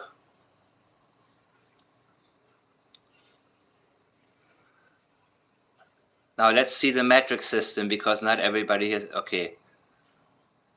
100 feet are 30 meters. So we're talking about 50. So it's probably half a soccer field, a little bit more, right? Yeah, like half a soccer field. It's not so much. So I'm imagining like 20 or 30. That's not that much. 10 soccer fields. You see, acre sounds so big, but it actually isn't. 1 acre. It's not that much. I did all around the house in the four-wheeler. Did as much as I could on the first day. No, dude, you were stuck on the damn pipeline. Your mama and Justin picked you up. You went there without a phone to make sure you cannot be traced. You had to be there ahead of the helicopters and drones, not to be spotted. You had a bunch of friends, know exactly where to find you there. Exactly where to go. And all of you were in that one spot by the pipeline. All of you. No, none of you was running to the forest and yelling, Jack Lily, Jack Lily. And by the way, when he said he heard a scream, but it was drowned out at the helicopter. That was his way of getting at the helicopter, because the helicopters bothered him. He remembered the helicopters bothered him. Well, if it wasn't for the damn helicopters, I probably would have heard the kids and found them. That was the intention behind this message, people. Intention detection. The moment that we can intention normally is something that comes to us last. Sensitivities come first. We don't have to identify them until the dots connect properly. So when you see a channel where they say, well, they talk about Malaya in the driveway, so I think it means that Malaya is the one who did it. Bullshit. No. They talked about Malaya in the driveway because she was standing there for minutes. She was standing there right after they called 911 because she had to be the one greeting them. And Daniel said, let me hop in the car. I think I may have dropped something down there by the pipeline. He parked his car close to the pipeline. Then he said, crap, police will get soon. If they see my car right here, and then later they find out it's my car, then they're going to get even more suspicious. I'm going to go home right now. I have time. They don't come for a while. So they came earlier than expected. He said 12 minutes. It was 26, but I've talked about this part already, right? There's a lot more that I don't know yet. But it's a huge sensitivity, these 12 minutes. So as soon as we got to keep this on the back burner. We got to think about it. We got to remember it. We cannot ignore it. And now my battery is dying. Shit. Okay, I think I'll be all right for a while. If it ends, it ends. So, where was I? The 12 minutes are on the back burner, guys. We got to keep him there. We got to think about that. He went to the house. 12 minutes, okay. It was 26, but he was surprised by how soon they got there. That was unexpected. Because he wanted to drop off the car, go through the woods, and run back to the pipeline. That's the only thing he had in mind. And the cops spotted him and stopped him. And he tried again and again. I have to go to the pipeline. Malaya stood there the whole time with Meadow on her right hip. And I'm so sorry. Janie remembered exactly what Malaya looked like, how she stood there, where she held Meadow, how she held Meadow, her body language. She observed everything because she was there in the house at the window, and from the window she watched it. Because they were tense. Police was about to get there. This is D-Day. This is you on stage, Malaya. This is your job now. You got to be the one greeting them. I'm going back into the RV.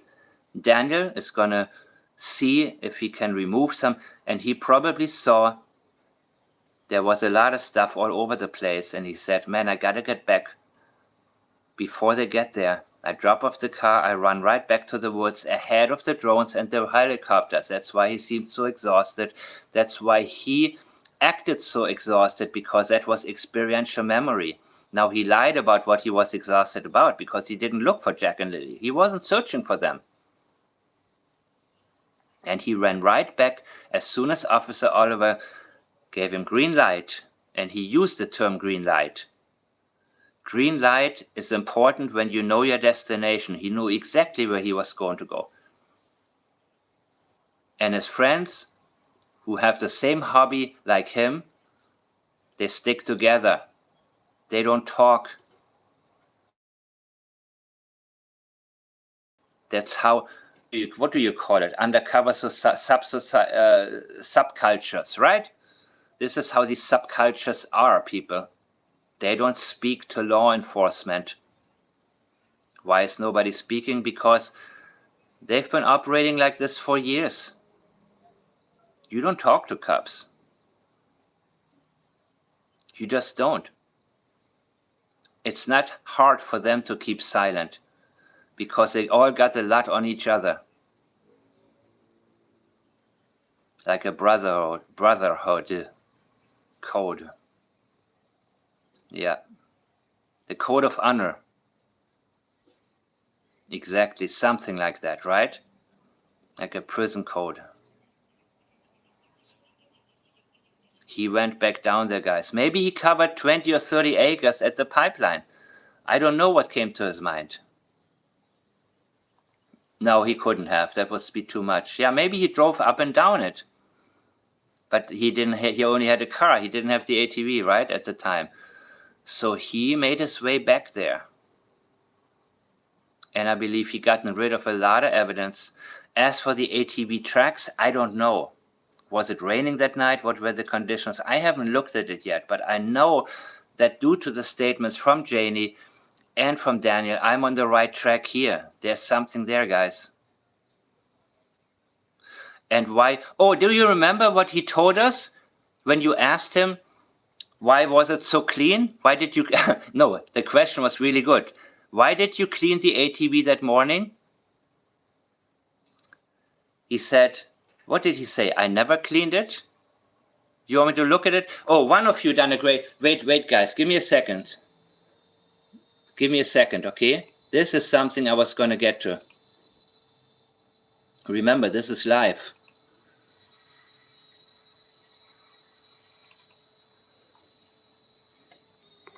One of you done a great thing for me and sent me this.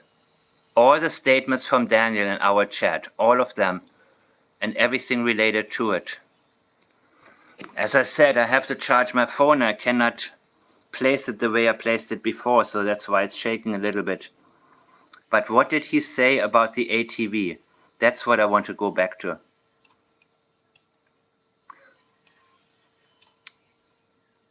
And this was Artemisia. You asked, when did you get the ATV? When did you get the ATV that morning, Daniel? And then there was a question about cleaning it.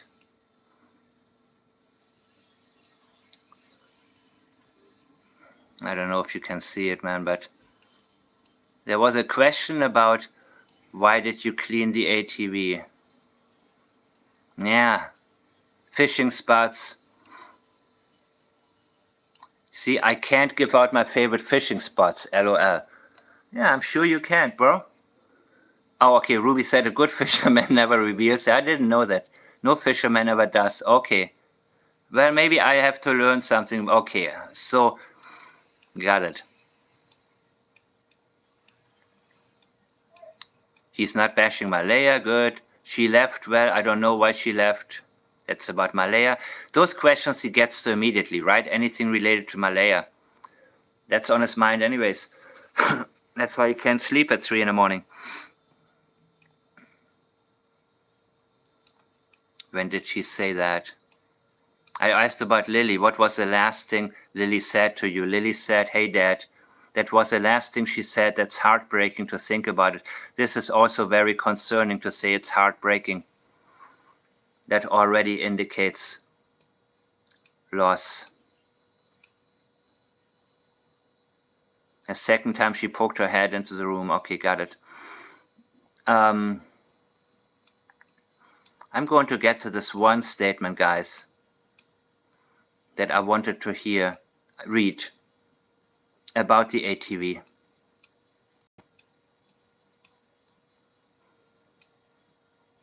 Ah.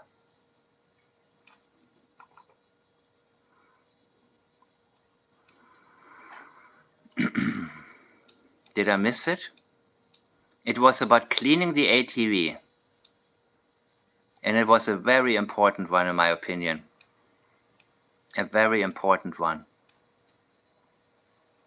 Yes. When did you get the ATV over here from your dad's place? Okay. Was there another question about cleaning it? He was asked about why he cleaned it that morning, I believe. And he said the ATV was never cleaned. It only has 2,000 kilometers on it.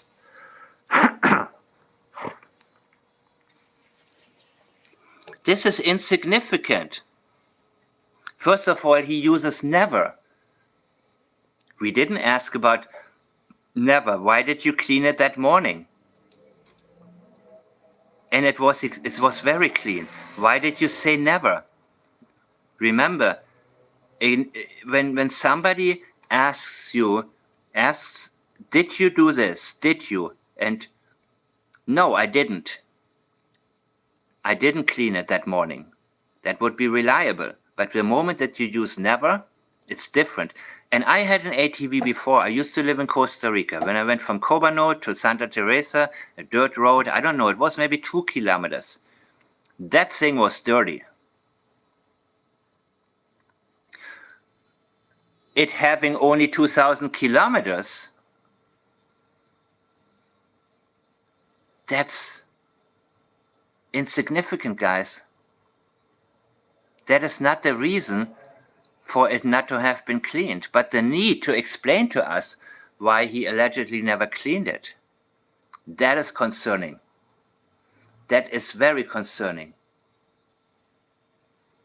Did you clean the ATV that morning, Daniel? I believe the question was, why did you clean it?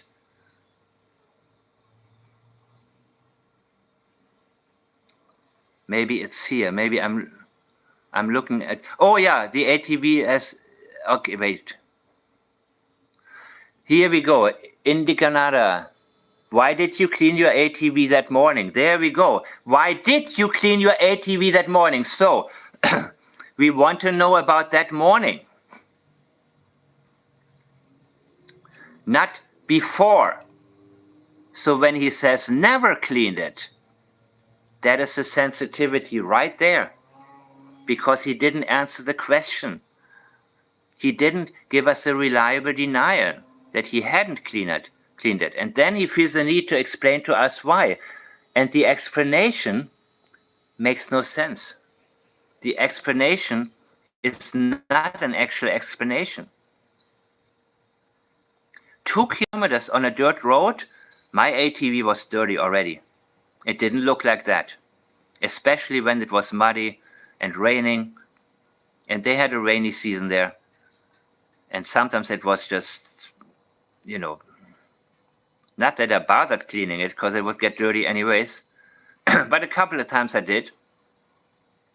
Huge difference. Then it looked in the picture of Daniel's. And that's also a sensitive area for him, because they wanted to figure out, was it a drone that took the picture or was it Malaya? That picture bothered them. The picture of the clean ATV bothered them because people started pointing out that's the only clean thing on this damn property. Everything is so shitholish, except you have this nice clean ATV right there. That ATV, people, it was clean that morning. And the question, why, is applicable in my opinion. Sure, you can say, did you clean the ATV that morning? That's a different way of asking. But I understand why the question why came to mind. Because we could see that it was cleaned. Clean clothes, clean boots, clean shoes. And I still don't know if the bathtubs were full. Hi, Mari. I still don't know if the bathtub was full, as one of you has suggested. I haven't found the article. Anyway, if it's in Globe and Mail, if it's anywhere, send it to me, guys. If you see that, you know what I mean? if you find any info on, and of course that was before Belinda got there, must have been, but some of you said the police had to first drain the bathtub. Is that true? I don't know, guys. I am not certain, right? I haven't seen it, so I'm not dismissing it by any means, but I want to see it with my own 2 eyes before I report it as fact to everybody else. I want to make sure that we don't ever get misled. So I'll be the first to tell you I don't know when I don't know something. But we stick to what we know, and then from there we can do speculating and then seeing where it may lead us. But you see, now I really don't. Wait a minute. I don't really have anything else for you. I don't know if I got message requests here. The only thing I still have is Malaya and her statements. Just staying as hopeful as possible. I want them home. I want to hold them. And I want them home. What happened was we woke up, I heard the... What happened was, the story goes, once upon a time. Playing in the next room beside us. Playing in the next room beside us, right? Beside us, okay. And I was drifting in and out of sleep. And how convenient. Also, Janie was drifting in and out of sleep, which gives her how you say it, a selective alibi. Selective memory alibi. I was awake for this. Oh, I know this one for sure. I drifted out of sleep that moment. And when an inconvenient question comes up, oh no, I drifted into sleep right then. There's the ATV right here. Look, nothing on the tire. Also, you notice there was nothing on the soles of Justin's boots. I believe that he washed off his boots as well with the ATV. I was drifting in and out of sleep, and they're not the type of kids that we tell them not to go outside on their own. We always make sure that we're out. See, the sentence makes no sense. That's a sensitivity. They're not the type of kids, and then it stops making sense. What were you going to say? But you can't. That we tell them, now we know how. Not to go outside on their own. You see, in retrospect, we see the pattern of lying. Yep. We always make sure that we're out there with them, Uh-huh. watching them, and Yeah. they happen to just get out that... And happen to just BS. A huge sensitivity. They happen to just, especially not in these circumstances. That would be an amazing, an absolute incredibly important step for them to step outside on their own. If you had told them never to go outside, if they never went outside on their own, yet they do, you wouldn't say they just happened. And especially not just the minimization makes absolutely no sense in this part. This is a huge sensitivity, guys, that you have noticed in the beginning, but now it makes even more sense. Now the dots connect even better than before. They happen to just get out. What the hell are you talking about?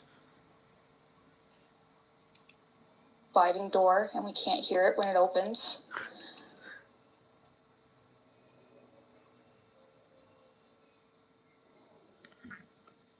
And look what Daniel said. They went to the back sliding door. It's virtually silent. That doesn't mean silent, virtually silent. When you try to open it, not when you open it, but when you try to open it. Yeah, when you don't actually open it, I'm sure it is silent. You see the difference in the wording? It's hard to lie, people, especially when you've been lying all day long. It's hard to lie. It's easier. That's why your language gives it away when you're lying. And catch this one, guys. A great training tool. I will have more videos about that. And it'll be Plats 1 in the members section. I will, anything related to Jack and Lily, I will always have in the public section, because as many smart people as possible need to be able to hear it, so they have the ammunition. Even when there are going to be more channels that are promoting more lies, and they bring liars on, and they keep people busy with all of the wrong stuff. I need to make sure that anything related to Jack and Lily will be out here until the case is satisfactory, solved in a satisfactory manner, meaning not some hatchet job or but really makes sense. They were outside playing, but we weren't aware of it at the time. But they were outside playing, but means ignore everything I just said. They were not outside playing, not on Friday morning.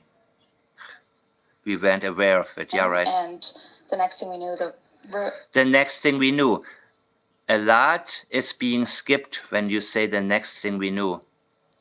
You are leaving out something very important that took place between these two moments.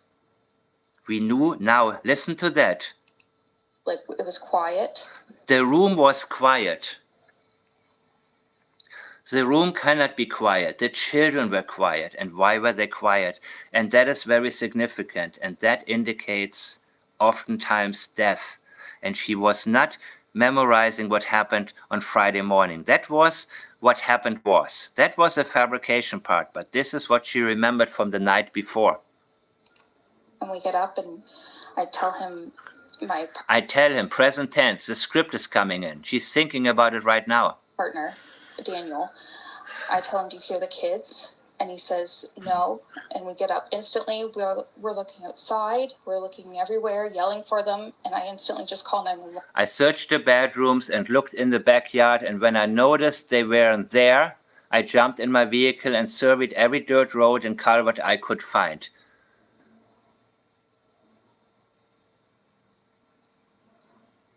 I think next time I get deeper into this. It takes too long. I already been on too long, guys. 2 hours. Oh my God, I can't believe it.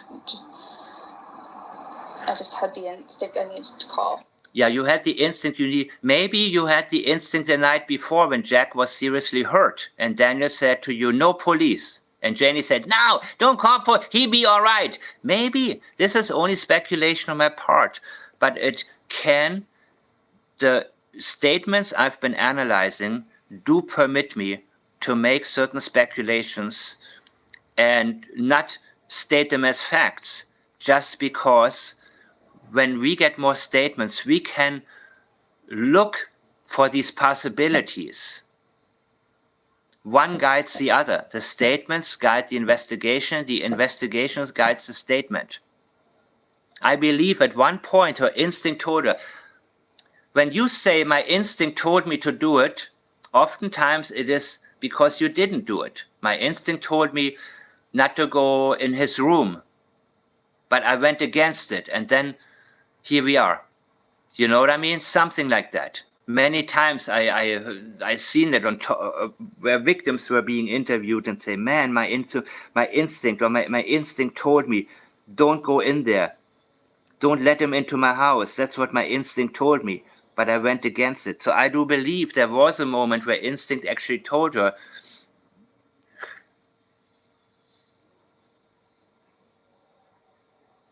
who's arguing?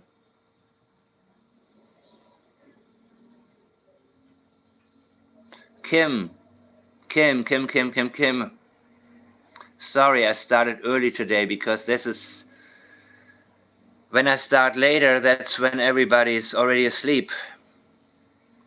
I had to do it. And I'm happy to see you. The instinct. They're both really go-lucky children. Not happy-go-lucky, but go-lucky. They're so... She knew they had no reason to be happy here. Okay, thank you, Changeman. Good job, too, by the way. I love it. They talk to anyone. They'll talk... They talk to anyone. They're just looking to have as much fun as they can. Look, they'll talk to anyone. They talk to anyone. Same exact language. This is so rehearsed, people. This is so scripted, guys. Absolutely incredible.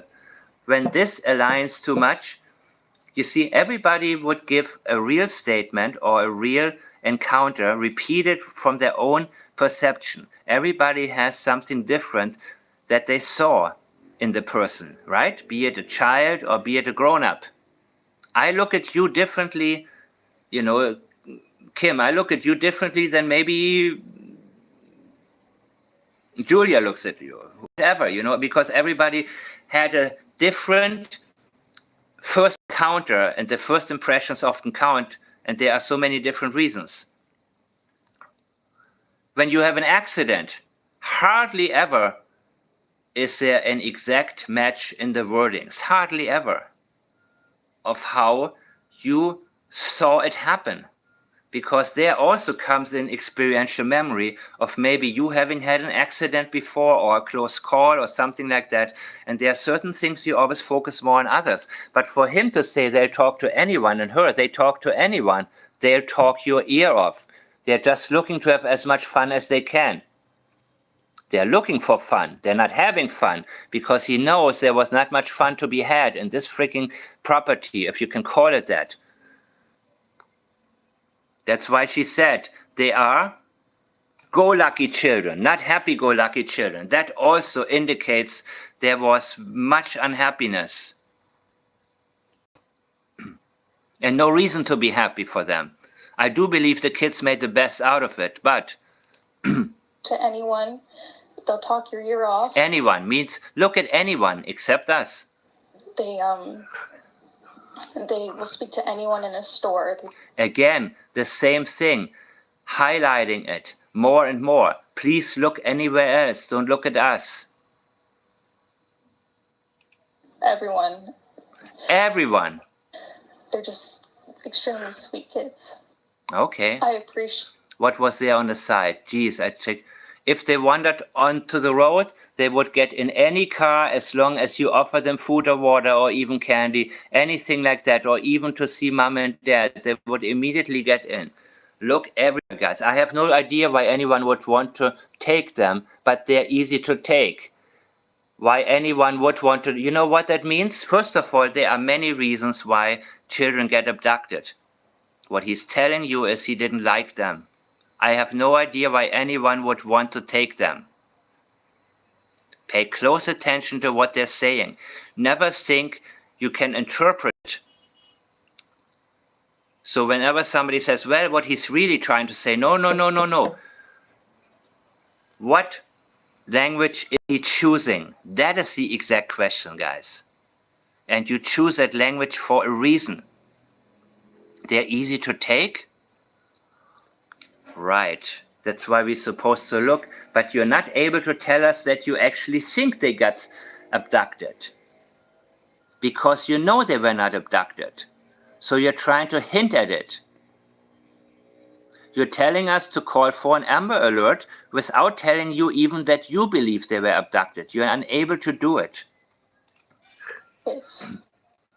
I appreciate the huge search effort going on. And there is surf effort.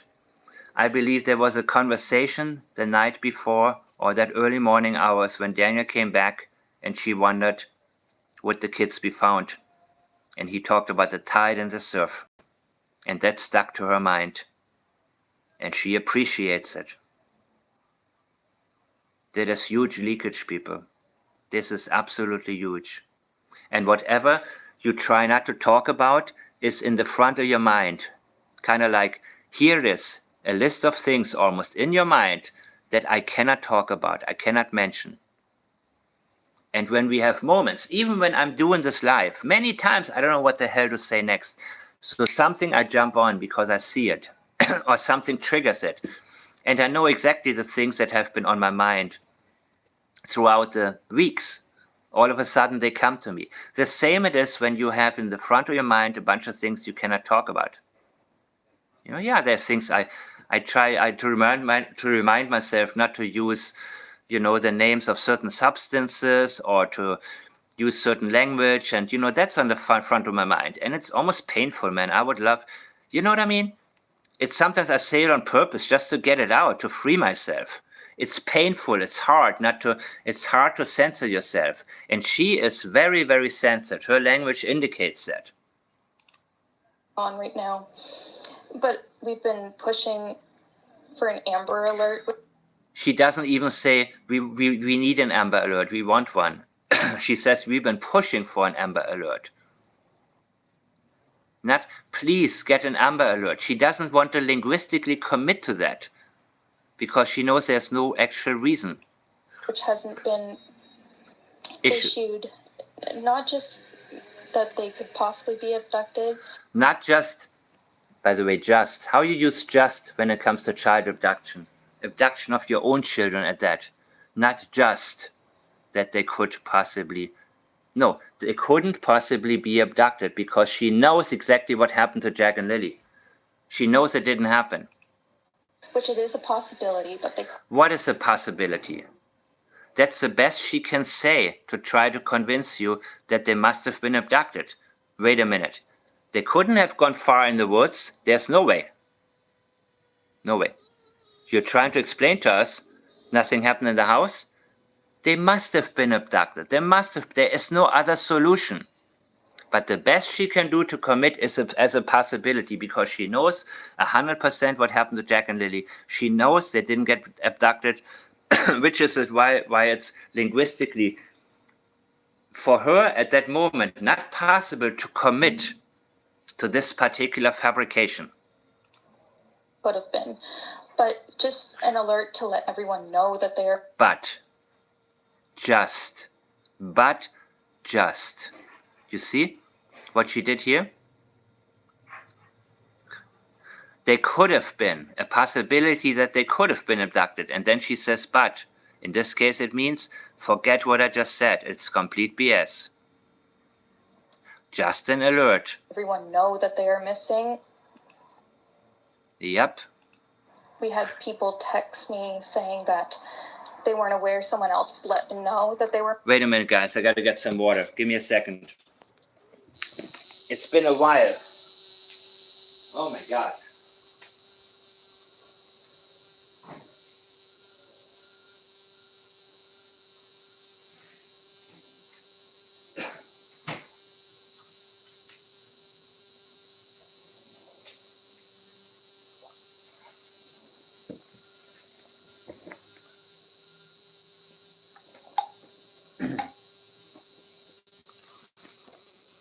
Okay, I feel better.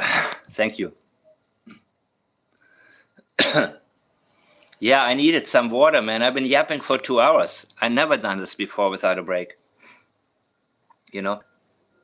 Normally, I pre-record a video and take my time and then look things up and take my time. This is actually all about the preparation now. I hear the...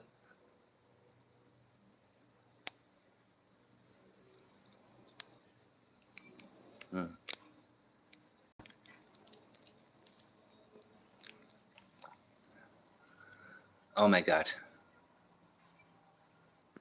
Good question. Did the RCMP see the big dog? That's another thing. I haven't paid attention to this area, but if Belinda answers, that would be actually excellent. And thank you so much for being here to answer these questions, Belinda, because many times people ask me things and I of course I tell people I don't know, but I hate to do it. Give me 1 second, guys. I'll be back in 2 minutes. I know if somebody comes now into the chat, they'll think, what the hell is going on? But I'm charging my phone, so I cannot, it cannot stand up and watch the screen. Give me a second.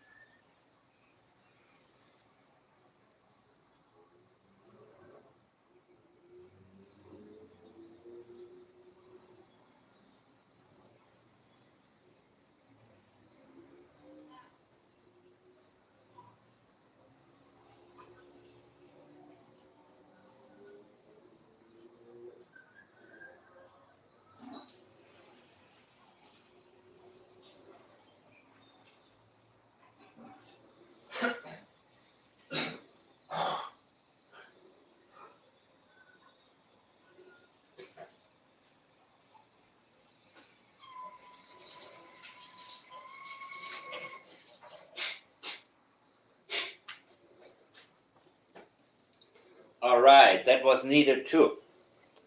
So, I see the chat is going without me. And that is absolutely wonderful, guys. The flow of information without misinformation or disinformation is wonderful, guys. Absolutely.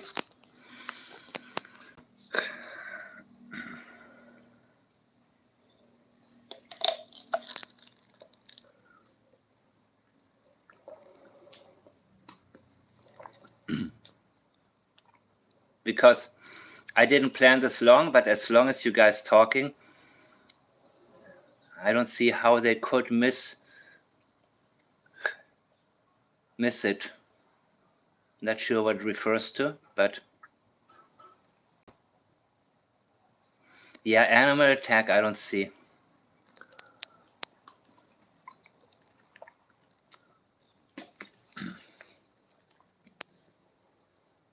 As good as it gets, people. It's conversation now.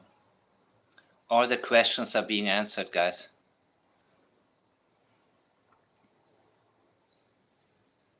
No need to guess or speculate, you know what I mean? And yes, the fan is turned off to make sure the connection won't go away. The large dog. I don't know if there were two dogs, yeah. Got it. Thank you, Belinda.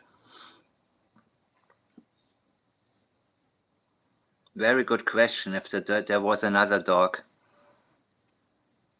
I know you guys asked Daniel when he was here about the other dog, and he said, Justin's dog is 15 years old and can't even walk, can hardly walk, because somebody suggested an attack. I remember that part. If it's a wolf dog, I actually can see it. Yeah, of course.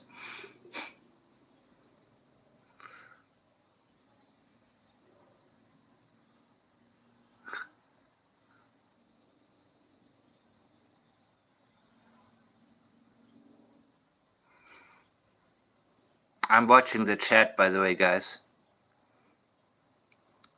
This is important to find out. As soon as it slows down, I'll continue. Yeah, I will continue anyways, because some people may not look at the chat. Missing, and it would just be nice if everyone could be alerted. Alerted of what? The alerted part alerted that they would have been abducted. People would assume these kids were abducted. In other words, don't look at us. Look out there. Look in your neighborhood. Look in your yard. Look at the train stations. Look at the back of the store. Look anywhere. Be busy looking everywhere for Jack and Lily, but don't look at us. That's the exact message she is sending. Oops, they're not in the woods. Okay, so they must have been abducted, right? It's called planting a seed. Not being able to linguistically commit to the baloney that they were abducted, which they were not, but rather planting a seed. They must have been. So please, your mind has to go there right now. Schutzhund train German shepherds. I have some thoughts on the wolf dog. Yeah.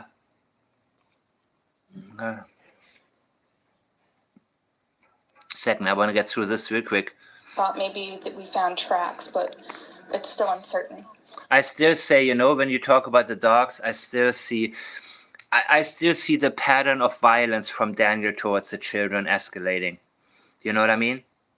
That's something where the distance between the dots that we need to connect is shorter. We look for the short distance when it comes to connecting the dots, because if it's too long, it takes too much of a leap of, at this point in time, must I say. So anything is possible as long as it is within the realm of the possibilities that the plants, absolutely, that and I don't even want to call it statement analysis anymore. I will say pledge analysis, that the pledge analysis, because statement analysis, as it had been taught in the past, needed a makeover anyway. So I'm happy to be the one who did it. As long as it's the linguistically allowed within the pledge analysis, we can speculate, absolutely.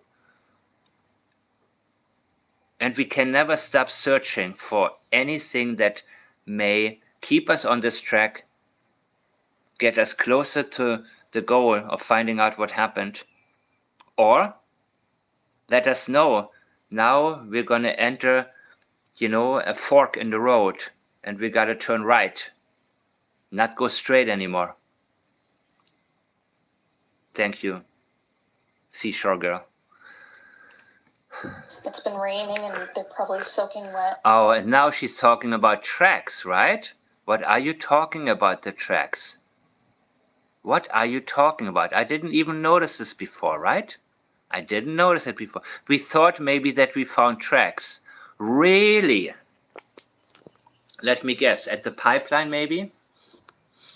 Or the area where Janie raked that night? In the middle of the night in pitch black?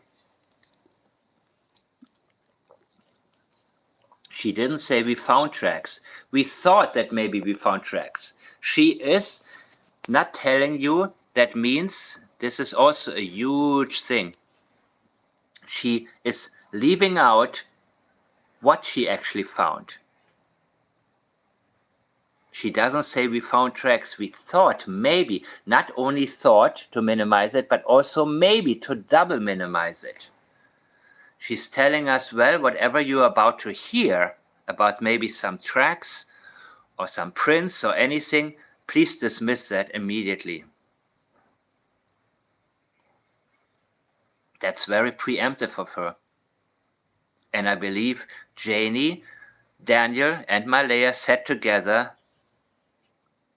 and they spent as much time as they had intensely discussing how to cover their tracks.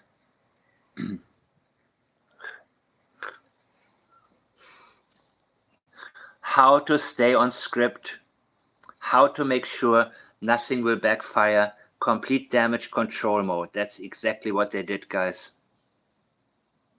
And you see all the sensitivities marked within the initial and only statement from Malaya 4 months ago. And guess what?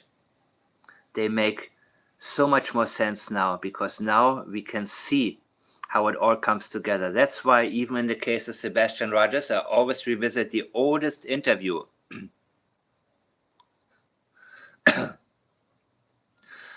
That's why I stopped doing part 3 of Granny's Watching, the new Sometimes, okay, a new interview, I watch it, but the most important ones are the early ones, because all of a sudden, a lot of sensitivities turn into huge red flags and indicate avoidance. This is the form of avoidance, people. Avoiding the news that we are about to hear, preemptively telling us there's nothing there. But it's still what? Uncertain. Again, uncertain. We thought, maybe, uncertain. Intention detection. Don't pay attention to the tracks and any physical evidence that may be found. We got it, Malaya. Now we know. It's been raining and they're probably soaking wet. Has it been raining? So maybe that's why the ATV tracks are gone, right? I was asked it earlier. They're probably soaking wet. Yes, because you know about the surf effort. And there's the other water reference. That's why I looked for the fishing spots, guys. You know the story.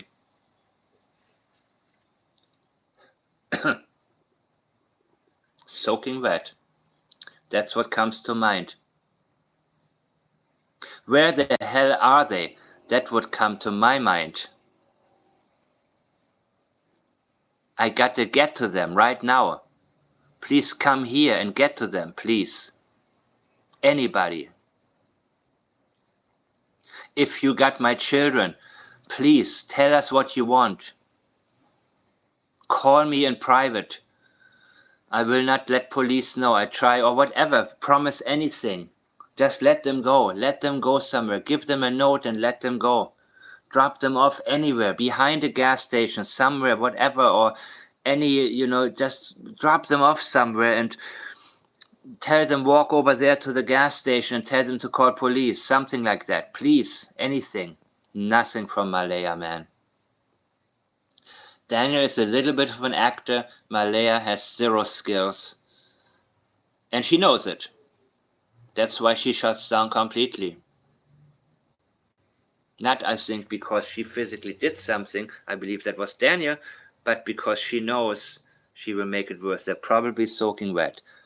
Yeah, I talked about it before, guys. But with the sun today, I'm hopeful that they were feeling warm. And that's where she come. We know now, the day before she talked on Messenger with Belinda. And Belinda asked if they had their coats on. And she said no. And Belinda said, oh my God, they must be so cold. And she changed the topic immediately. I just want them home. Sounded strange. Some of you thought that maybe the messages were put together in the wrong way. That's huge avoidance, guys. Huge. She is copying the language of a woman that she knows is concerned. Genuinely. Because she has nothing to say on her own. Her experiential memory and her script and her feelings do not align at all. That's why she copies something. That's the best she can do, guys.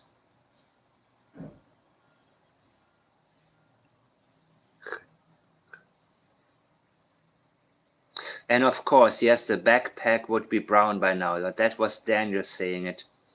And later he talked about the muddy brown waters. I can bring this up too, guys. I can bring this up in a minute too. As long as I see activity in chat, I don't want to leave. I'm out of coffee though. So I'm trying not to fall asleep.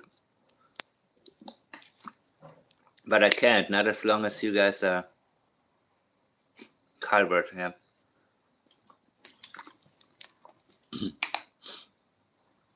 And now people are coming on.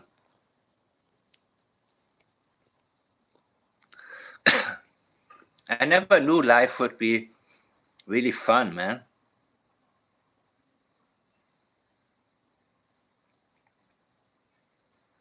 No, I ran out, but I have tea. I can make very strong tea. I do that sometimes. And I put the tea bags into a water boiler. Not too much water, but 2 or 3 tea bags, and completely, that keeps me. Tea with milk, no sugar. Oh, good question. Did Lily scream in school? Well, I said before the scream. Yeah, very good question. Oh, don't tell me I got cut off. We'll come back, Mike. Yeah, good. Thank you. You know what? I ran out of barley. I ran out of that too. This life I haven't. This life I had no drink. No. My last video before that I did though. A little bit just to, stage fright.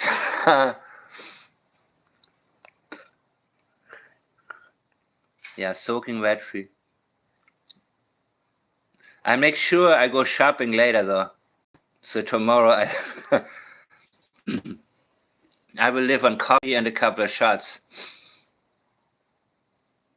I wish they were with you and not in the trailer. Yeah, Belinda, absolutely. Absolutely be in Florida. Man, how great would that have been? But I believe there was also greed involved. I believe that they wanted the money from the government for the children. I believe that was part of, for at least Daniel's motivator.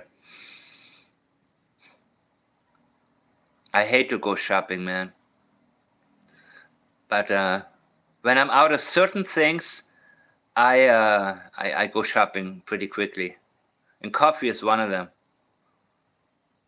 Anything else is like, yeah, I will stack up, absolutely.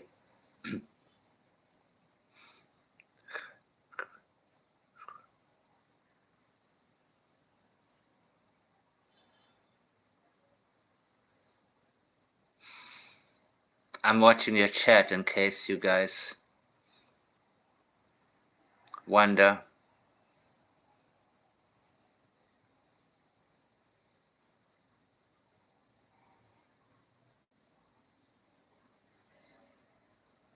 Yeah, my day was cool actually. It was really good.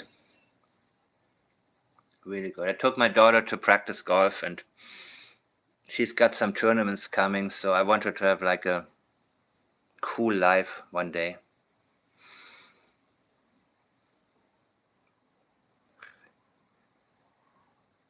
I will get through this because then I want to see, as a last thing, I want to. Oh crap. Am I still live? Some happened.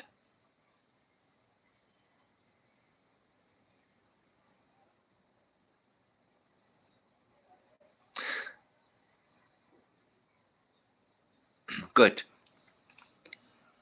We're all filled with And by the way, I'm getting sick of her voice and her face already, you know. We are all filled with pain and sorrow. Yeah. Sure. pain and sorrow. And look at how she looks at the camera. No sadness. She accepted what took place. And it's final. Pain and sorrow is final. No, when you're looking for your children, you would be filled with panic and fear and desperation and whatever else. My daughter, as I said before, one time I couldn't see her for 20 seconds and it felt like 20 minutes and there was nothing. I would have not been able to describe how I feel at that moment. Let's say it like that. Not have been able, and still when I'm trying to describe it, I'm thinking at how stupid I was to leave her out of my sight for just a short period of time, you know? And I'm cringing at the possibilities, man. I'm oh my God, I can't believe it. But I would have not been able. I felt sorrow and I felt pain and all. What the hell are you talking? This is a script, man. This is storytelling. Pain and sorrow. That's what you heard maybe at a funeral before. And that's what's coming to your mind right now. Pain and sorrow. Because you know exactly what happened. That's a big difference. That's why it took us by surprise to hear this garbage from her. Yes, exactly. Those words. And her leaving told me they were no longer Belinda. Wow. Absolutely. I hate to talk about this with you here, but this is how I see it. You know? Yep, these words, the combination, man. She's done over there. You know? Same with Katie Proudfoot too, leaving the house. Yep. But I'm going to... My goodness, man. Because we just want them found. We just want them found. Just, minimizing. No big deal. That's all we want. Yeah. We want them home. Again, repetitive. We want them home. Bring them home. This is the kind of rhetoric that you hear a million times. You hear it when politicians speak about bring the soldiers home. Let's end the war. Bring them home. Bring them home. It's something that you use when you don't really have feelings attached to it. That's when you, especially when you use it again and again and again, the same line, because there's no emotion attached. So you only have one or two one-liners to describe what you claim to want. Otherwise, you would use different types of language, different types of expressions to try to cover all of the feelings that you are supposed to have. But instead, she is only limiting it to these one-liners. Even in the chat, the day of the kids being reported missing, that day she told Belinda the same thing. I just want them found. I just want them home. Remember that.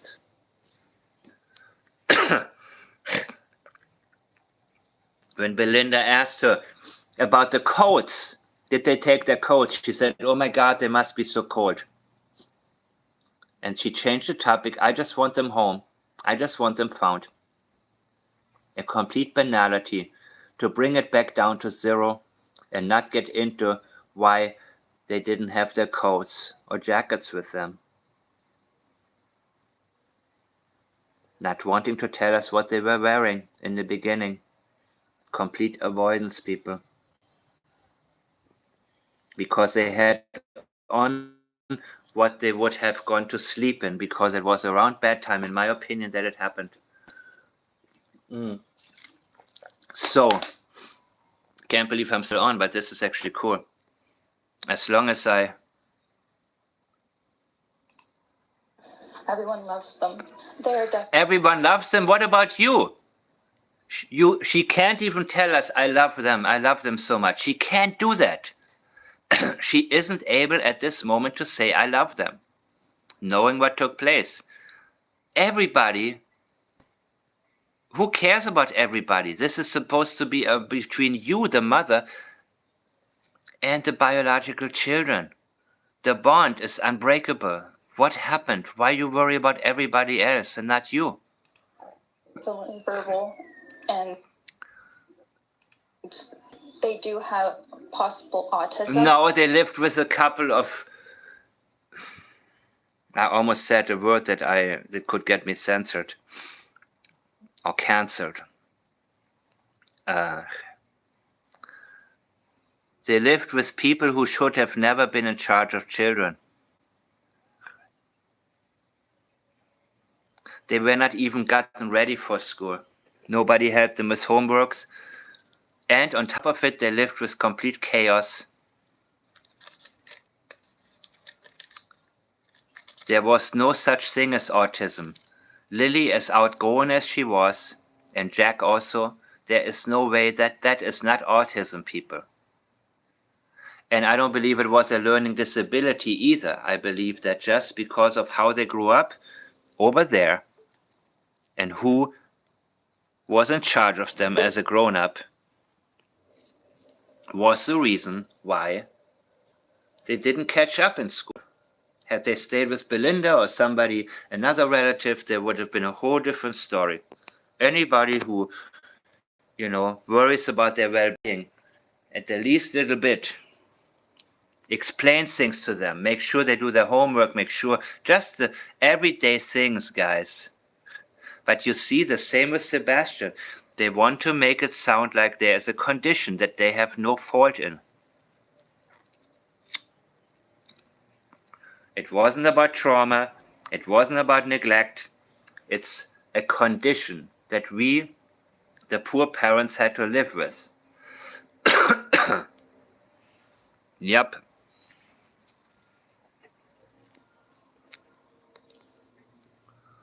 So, guys, let me finish this one. Then I'll show you one more statement. And I guess my song has to come back, huh? The song brings me luck. I just gotta type that mic. Anything, guys, that I overlook? You know my messenger. And the best way actually is to leave me a voice message on Messenger. The best way. I can play it while you're not supposed to do it when you're driving, but you know how it goes. I can stop at a light or wherever I am. You know what I mean? The best way. Because I'm doing this throughout the day. I'm just, anything that I'm missing, I'm looking for. And again, I don't look for speculations from other channels. That's the one thing I don't look at. So when I hear, have you heard that? Or I was told that, the moment I see passive language, I already know that either A, there may not be anybody who told you, or A, that, or B, that you avoid mentioning the source because I would say, that's not a source. So rumors, filter it, guys. And I know you know how to do that. Whenever somebody comes to you with passive language, like, for example, I was told that Daniel was seen at the gas station at 4 a.m. Well, you have twice passive language. I was told. Well, who told you? You're avoiding it. Daniel was seen. Seen by whom? You see, if there's zero leakage, that's also leakage. Because you would expect a little bit of leakage. Well, this guy told me, or something like that. Or you would try to say, well, my brother's girlfriend's cousin works at a gas station 13 kilometers north. You would try at least something, even if you don't use a name, if it's really important and you really believe it. And it's important enough to you to where you reach out to me, right? But I don't react to, I was told that Daniel was seen at I don't react to that. And I can imagine what channel you got that from. I don't even want to mention that name to give that person the highlight, the honor. But we know where the rumors get started. And I know now, when I check the channel, none of you is there, which is a good sign. That means that these people don't bother us, and we find nothing of value there. But statement analysis is not just for criminal cases, for everyday life.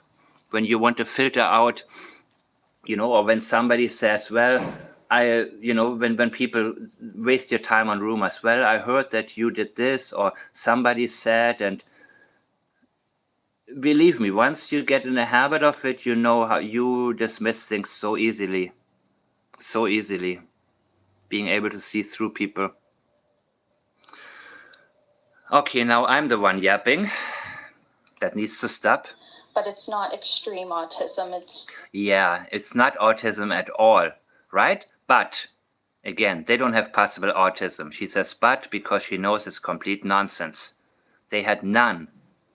So in order to create some sort of inner balance, having just blatantly lied, she feels the need to actually tell us, not really. Just, they have... Yes, and now she's getting stuck because she doesn't know how to say it yet, the next thing. It's not easy to lie for you, right, Malaya? Issues with school. They have issues with your partner and Janie. And you say they have. It's just minimizing. What do they have? Issues? No. Somebody has issues. And unfortunately, they had been thrown into this situation. And they don't And they catch up with the other kids. blaming the victim. I just want to remain hopeful. Okay, I finished this. I can't listen to her anymore. But there's always, in a mother's mind, you're always thinking the worst. In a mother's mind. She cannot commit to it being in her own mind. And she said in a mother's, she wants to appeal to all the mothers and say, I'm just like all of you. No, you're not. No, you're not. You're actually a very rare case of somebody being that indifferent with your own children. A very, very, very, very rare case. But she wants to sound like a regular mother. You're always thinking the worst. Who's you? Me? Me? No, you cling to hope. Unless you have clear signs that, that you know.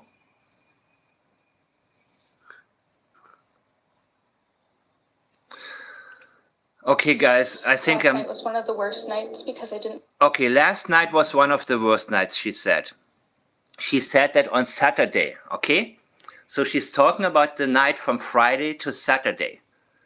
According to her and them, that would be the first night without Jack and Lily, without her kids, right? What do you mean it was one of the worst nights? That would be the worst nights if your children were missing. the following night would be the worst night of your life, not one of the worst nights. So which was the worst night? The night before, the night from Thursday to Friday. That's when I knew, when she said that. I wasn't sure about the date of this interview, but now I am. And I said that from the beginning there. This is the indicator that what happened the night before. That's when I knew it. Last night was one of the worst nights. It was not the worst night, the night before that. Not from Friday to Saturday, but from Thursday to Friday. That was the night that it happened. This is exactly what she's telling us in this particular statement. Yes, these are the things that we overlook easily, or most people overlook easily. But you see, the more practice you get with plaids, it will immediately come to you guys. You will recognize this makes no sense. Step 1, this makes no sense. Step 2, why doesn't it make sense? When she uses a word, a sentence that makes no sense, you stop right before it stops making sense and say, what was she thinking? How else could she have, what came to her mind? What was she going to say? What are the possibilities? And we keep that in mind. So if somebody says to you, oh, you're thinking too much. Oh, it's just, people say stuff like that all the time. No. Don't spend too much time with people who do that, who are dismissive, and then come up with the dumbest fabrications and spend that time on that.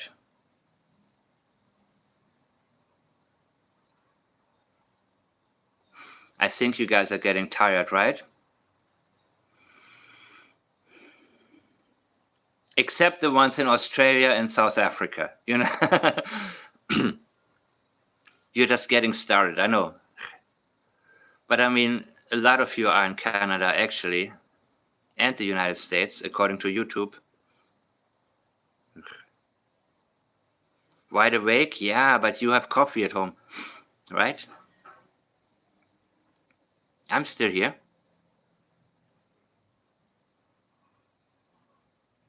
Hey, Artemisia, I read your comments the other day. I mean, earlier, not the other day. Ugh, I'm getting... Thank you, Changeman. Thank you so much. I like it. Once I'm in the flow, I'm in the flow. You know what I mean? I cannot stop. Getting going is not easy always, but I make sure to go shopping later, Marley and Grendel.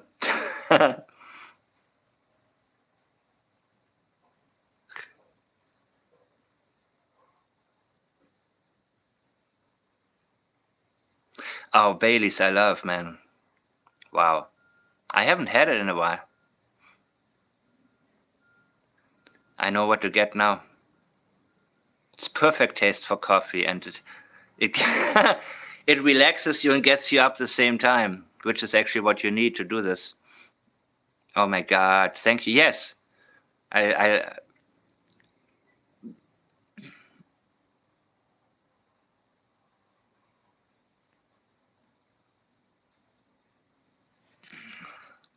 right, when I'm getting in the zone, that's when it's time to get out. But let me finish this.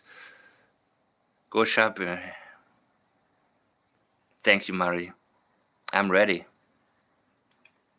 They didn't have them in their beds. Have them in their beds.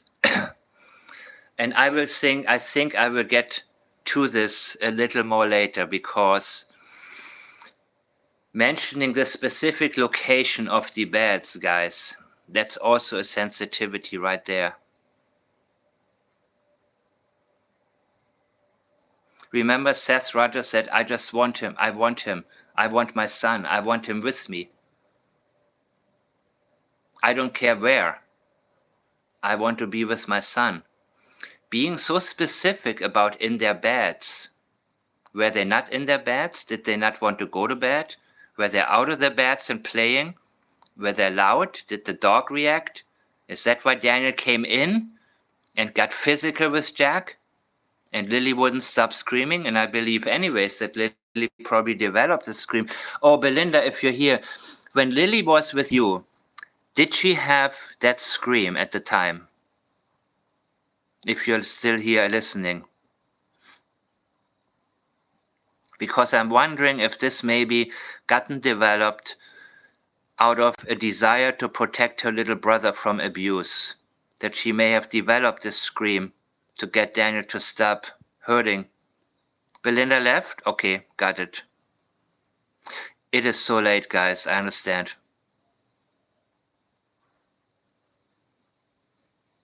So, let me find the song to do an outro. It's been almost 3 hours, man. Holy crap.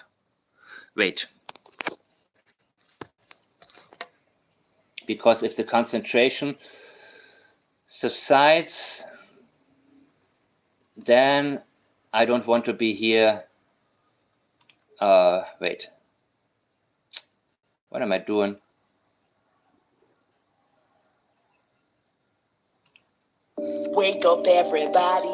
Stop sleeping. They want to charge more. Big companies are creeping. This is me saying goodbye and good night, guys. I will be back very soon. Internet's in distress. Let's answer the SOS. I'm the internet. You're the internet. We're the internet. Now that's the internet. Thank you so much. The internet. We love the internet, and I can prove it. Some net fairy dust made me who I am. Living in an online neverland. The web's my playground, no suits allowed. Internet celebrities, let's sing it proud. I'm the internet, you're the internet, we're the internet, that's the internet. I like the internet, we love the internet, and I can prove it. I'm the internet. You're the internet, we're the internet, now that's the internet. I like the internet, we love the internet, and I can prove it. It's not my tights that cut off circulation. Big business wants to control the Net Nation. What you can see, how much you should pay. Tell me, is this The democratic way. I'm the internet, you're the internet, we're the internet, that's the internet. I like the internet, we love the internet, and I can prove it. I'm the internet, you're the internet, we're the internet, now that's the internet. I like the internet, we love the internet, and I can prove it.